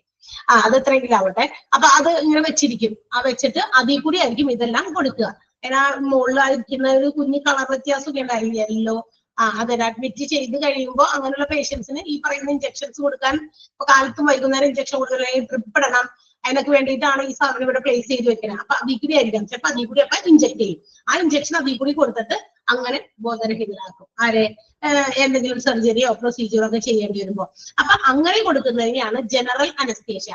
ജനറൽ അനസ്തേഷ്യ കൊടുക്കാനുള്ള 2 മാർഗമാണ്, either through mask or through IV cannula. മനസ്സിലായോ? കാനുലയിലൂടെയോ അല്ലെങ്കിൽ മാസ്ക് വെച്ചിട്ടോ. ഈ മാസ്ക് വെക്കുമ്പോ അതിനകത്തേക്ക് മരുന്ന് വയ്ക്കും. നമ്മള് മറ്റേ സാധനം വയ്ക്കൂലേ, ശ്വാസതടസ്സമൊക്കെ, ശ്വാസം മുട്ട് വരുമ്പോ നമുക്ക് മറ്റേ സാധനം തരില്ല, അയ്യോ നെബുലൈസ് ചെയ്യാനായിട്ട് അല്ലേ, അതിനകത്തേക്ക് ഈ മരുന്ന് ഒഴിച്ചിട്ട് നമ്മൾ ഇങ്ങനെ കുറച്ചു നേരം പോകും. എന്ത് സുഖം അല്ലെ? ഈ ശ്വാസം മുട്ടൊക്കെ അനുഭവിച്ചിട്ട് അത് വലിക്കുന്നവർക്ക് അതിന്റെ ഫീല് മനസ്സിലാവുള്ളൂ. ശ്വാസം മുട്ടുണ്ടായാലില്ലേ ഭയങ്കര ശ്വാസം മുട്ടിയിട്ട് നമ്മള് എന്താ പറയാ ഹോസ്പിറ്റലിൽ വരുമ്പോൾ ആദ്യം തന്നെ ഒരു സാധനം വെച്ചിട്ട് നമ്മളെ കൊണ്ട് നെബുലൈസ് ചെയ്യിപ്പിക്കും. അതങ്ങനെ ശ്വസിച്ച് കഴിയുമ്പോഴുണ്ടല്ലോ 2-3 പ്രാവശ്യം നമ്മൾ ഇൻഹെയിൽ ചെയ്ത് കഴിയുമ്പോൾ കിട്ടുന്ന ഒരു അനുഭവം ഇല്ലേ, അത് ഭയങ്കര ഇതാണ്. നെബുലൈസർ അതന്നെ ആ സാധനം. അത് വെച്ചിട്ടുണ്ടെങ്കിൽ അത് നമ്മൾ ഇൻഹെയിൽ ചെയ്യുമ്പോൾ അതിനകത്തൊരു മരുന്നുണ്ട്, അത് നമ്മളിലേക്ക് കയറുന്നത് കൊണ്ടാണ് നമുക്ക് ആ ശ്വാസം മുട്ടലിന് ഒരു ശമനം ഉണ്ടാകുന്നത്. അതുപോലെ തന്നെ ആ ഒരു സാധനം ഇങ്ങനെ മരുന്ന് ഇങ്ങനെ ഇൻഹെയിൽ ചെയ്യുന്ന സമയത്ത് നമുക്ക് എന്ത് ചെയ്യും, നമുക്ക് നമ്മുടെ കോൺഷ്യസ് നഷ്ടപ്പെടും. അപ്പൊ നമുക്ക് പെയിനോ മറ്റു കാര്യങ്ങളോ ഒന്നും ഫീൽ ചെയ്യുന്നില്ല. അങ്ങനെ ആ ഡോക്ടേഴ്സിന് അവരുടെ സർജറി എന്താണെന്ന് വെച്ചാൽ അവർക്ക് ചെയ്യാം. വലിയ കീറൽ മുറിക്കലൊക്കെ ആയിട്ട് ചിലപ്പോൾ ആക്സിഡന്റ് ഒക്കെ ആയിട്ട് വരുമ്പോൾ അങ്ങനെയൊക്കെ പ്രൊവൈഡ് ചെയ്യും. ഓക്കെ, അതാണ് ജനറൽ അനസ്തേഷ്യ എന്ന് പറയുന്നത്. And second type is local anaesthesia. രണ്ടാമത്തേത് എന്താ? ലോക്കൽ അനസ്തേഷ്യ ആണ്. ഇതെന്തിനു വേണ്ടിയിട്ടാണെന്ന് അറിയാമോ? Only to numb a particular or a small area of our body. നമ്മുടെ ശരീരത്തിൽ ഏതെങ്കിലും ചെറിയ ഏരിയ നമ്പ് ചെയ്യിപ്പിക്കുക. നമ്പ് ചെയ്യിക്കുക അല്ലെങ്കിൽ ബ്ലോക്ക് ചെയ്യുക, സെൻസേഷൻ ബ്ലോക്ക് ചെയ്യുക, അത്രേ ഉള്ളൂ. അവിടെ ഫീൽ ചെയ്യാണ്ടിരിക്കുക. യൂഷ്വലി ഈ ഒരു അനസ്തേഷ്യ കൈകാര്യം ചെയ്യുന്നത് ആരാന്നറിയോ? ഏറ്റവും നല്ല എക്സാമ്പിൾ ഡെന്റിസ്റ്റുകളാണ്. അവർക്ക് വേണ്ടിയിട്ടുള്ളതാണ് ഈ ലോക്കൽ അനസ്തേഷ്യ. അവർക്ക് വേണ്ടി മാത്രമുള്ളതാണ്. കാരണം ഡെന്റിസ്റ്റുകൾക്ക് ഇപ്പൊ നമ്മുടെ ഈ പല്ലെടുക്കണം അല്ലെങ്കിൽ പല്ലിൽ എന്തെങ്കിലും കാര്യങ്ങളൊക്കെ ചെയ്യുന്ന ഒരുപാട് കാര്യങ്ങൾ പല്ലിൽ ചെയ്യുന്ന ആൾക്കാർ അല്ലെ, അലൈൻമെന്റിന് വേണ്ടിയിട്ടാകാം, മുറുക്കലാകാം, ഇങ്ങനെ വെച്ച് ടൈറ്റ് ചെയ്യാനാകാം, ഗ്യാപ്പ് വന്നിട്ടൊക്കെ അങ്ങനെയൊക്കെ ആയിരിക്കാം. അപ്പൊ ഇതിനൊക്കെ വേണ്ടിയിട്ട് ഒരു ചെറിയ ഇഞ്ചക്ഷൻ ആ ഒരു പർട്ടിക്കുലർ പാർട്ടിൽ മാത്രമേ നമുക്ക് നമ്മുടെ സെൻസേഷൻ ബ്ലോക്ക് ചെയ്യുന്നുള്ളൂ. കുറച്ച് നേരം നമുക്ക് ഒരു തരിപ്പ് പോലെ അല്ലെ, അത് തന്നെ അവരാണ് അപ്പൊ ഈ അനസ്തേഷ്യ കൂടുതൽ ഉപയോഗിക്കുക. ആര്? ഡെന്റിസ്റ്റുകളാണ്. അപ്പൊ local anaesthesia blocks only A small area, sensation of A small area. നമ്മുടെ സെൻസേഷൻ ബ്ലോക്ക് ചെയ്യുന്നു ഒരു കുഞ്ഞു ഏരിയയിൽ മാത്രം. വായിക്കകത്ത് ആ ഒരു കുഞ്ഞു ഇഞ്ചക്ഷനാ വയ്ക്കുന്നുള്ളൂ അല്ലെ, നമ്മൾ ഫീൽ പോലും ചെയ്യില്ല, കുഞ്ഞൊരു കുത്ത്. അപ്പൊ അവര് ഉപയോഗിക്കുന്നത് നമ്പറിങ്, ജോ കറക്റ്റ് ചെയ്യാൻ, ജോ മീൻസ് താടിയെല്ലൊക്കെ കറക്റ്റ് ചെയ്യാൻ, അതുപോലെ തന്നെ നമ്മുടെ വായിക്കത്തുള്ള ഗമ്മ്, പ്ലാക്ക് അതൊക്കെ റിമൂവ് ചെയ്യാൻ, അങ്ങനെയുള്ള സാഹചര്യത്തില് പല്ലിന്റെ ഒക്കെ കറക്റ്റ്നെസ്സിലെ ലെവലൊക്കെ കറക്റ്റ് ചെയ്യാനൊക്കെ ഉപയോഗിക്കുമ്പോൾ ഒക്കെ ഈ ഒരു ഇഞ്ചക്ഷൻസ് ആണ് പ്രൊവൈഡ് ചെയ്യുന്നത്, local anaesthesia. And the last one is regional anaesthesia. It's the ഒരു ബിഗ്ഗസ്റ്റ് അനസ്തേഷ്യ ആണ് റീജിയണൽ. ഒരുപാട് പേർക്ക് നമ്മുടെ കൂട്ടത്തിൽ ഇരിക്കുന്നവർക്ക് ഇതിന്റെ ഒരു എക്സ്പീരിയൻസും ഉണ്ടായിട്ടുണ്ടായിരിക്കാം. സി സെക്ഷൻസിലാണ്, സിസേറിയൻ സെക്ഷൻസിലാണ് ഈ ഒരു അനസ്തേഷ്യ കൂടുതലായിട്ട് നമ്മൾ കണ്ടുവരുന്നത്. കാരണം it will numb a specific portion of our body. നമ്മുടെ ശരീരത്തിന്റെ ഒരു പ്രത്യേക ഭാഗം മുഴുവൻ അങ്ങോട്ട് നമ്പ് ചെയ്യിക്കും, മരവിപ്പിക്കും. എന്ന് വെച്ചാൽ ഇപ്പൊ സിസേറിയനാണെങ്കിൽ വയറിന്റെ അവിടെ നിന്ന് താഴോട്ട് അങ്ങോട്ട് മുഴുവൻ മരവിക്കും. ഇതിന്റെ ഫോണിലേക്ക് നമുക്ക് എല്ലാം ഫീൽ ചെയ്യുന്നുണ്ട്, പക്ഷെ നമുക്ക് അവിടെയാണ് ഓപ്പറേഷൻസും ഒക്കെ നടക്കുന്നത് അല്ലെ. വയറ് ഇപ്പൊ സിസേറിയൻ ചെയ്യുന്നവരുടെ വയർ ഓപ്പറേറ്റ് ചെയ്യുന്ന സമയത്ത് അവിടെ ഇതെല്ലാം നടക്കുന്നതൊക്കെ അറിയാൻ പറ്റുന്നുണ്ട്, പക്ഷെ നമുക്ക് വേദനയില്ല. ബിക്കോസ് ആ ഒരു ഭാഗം മുഴുവൻ നമ്പ് ചെയ്തിരിക്കുകയാണ്. By providing regional anaesthesia. Regional anaesthesia provide ചെയ്തിട്ടാണ് അങ്ങനെ ചെയ്യുന്നത്. അപ്പൊ അങ്ങനെ വരുമ്പോൾ റീജിയണൽ അനസ്തേഷ്യക്കാണ് ഏറ്റവും എന്താ പറയാ ഈ സിസേറിയൻ സെക്ഷൻസ് ഏറ്റവും കൂടുതൽ ഉപയോഗിക്കുന്നത്. ഓക്കെ, പക്ഷെ ഈ ഒരു സർജറി പ്രൊവൈഡ് ചെയ്യുമ്പോൾ anaesthesiologist have to monitor the patient blood pressure, പേഷ്യന്റിന്റെ BP നോക്കിയിരിക്കണം, ഹാർട്ട് റിതം നോക്കണം, മോണിറ്റർ ചെയ്യണം, അവരുടെ ടെമ്പറേച്ചർ ലെവൽ നോക്കണം, ലെവൽ ഓഫ് കോൺഷ്യസ്നസ് എത്രത്തോളം ബോധാവസ്ഥയിലുണ്ട്, അബോധാവസ്ഥയിലേക്ക് പോയോ അല്ലെങ്കിൽ ആൾക്ക് വേദന ഫീൽ ചെയ്യണ്ടോ എന്നൊക്കെ ചെക്ക് ചെയ്ത് നോക്കണം. ഓടി ഞങ്ങള് സി സെക്ഷൻ കൊടുത്തിട്ടുണ്ടെന്ന് വിചാരിച്ചിട്ട്, സോറി, നമ്മുടെ റീജിയണൽ അനസ്തേഷ്യ പ്രൊവൈഡ് ചെയ്തിട്ടുണ്ട് എന്ന് വിചാരിച്ചിട്ട് ഒരു 5 മിനിറ്റ് കഴിഞ്ഞ് 2 മിനിറ്റ് കഴിഞ്ഞ് വേഗം പോയി കത്തിയെടുത്ത് മുറിക്കാൻ പറ്റുമോ? ഇല്ല. അവർക്ക് അത് ഫീൽ ചെയ്യുന്നുണ്ടെന്നൊക്കെ ആദ്യം തന്നെ അതൊക്കെ ഒന്ന് മോണിറ്റർ ചെയ്ത് നോക്കണം. And also their amount of oxygen in blood, ബ്ലഡിലുള്ള ഓക്സിജന്റെ ലെവല് ഇതൊക്കെ നോക്കിയിട്ട് വേണം എന്ത് ചെയ്യാൻ, ഈ ഒരു സർജറി പ്രൊസീജിയേഴ്സിലേക്ക് പോകാനായിട്ട്. അപ്പൊ ഇതൊക്കെ പ്രൊവൈഡ് ചെയ്യുന്നതിന് മുമ്പ് ക്ലിയർ മനസ്സിലാക്കിയിരിക്കണം. ക്ലിയർ ആയോ? അനസ്തേഷ്യോളജി മനസ്സിലായോ? 3 ഏരിയാസ് അതിന്റെ, ലോക്കൽ, ജനറൽ, റീജിയണൽ. 3 രീതിയാണ്. 3 കാര്യങ്ങൾക്ക് വേണ്ടിയിട്ട് ഉപയോഗിക്കുന്നതെന്ന് മാത്രം. ഓക്കെ, അപ്പൊ ഇത്ര വരെയൊക്കെ നന്നായിട്ട് വായിച്ചു നോക്കിയിട്ട് വരണട്ടാ. ഇല്ലേ, വായിക്കില്ലേ? Yes, okay.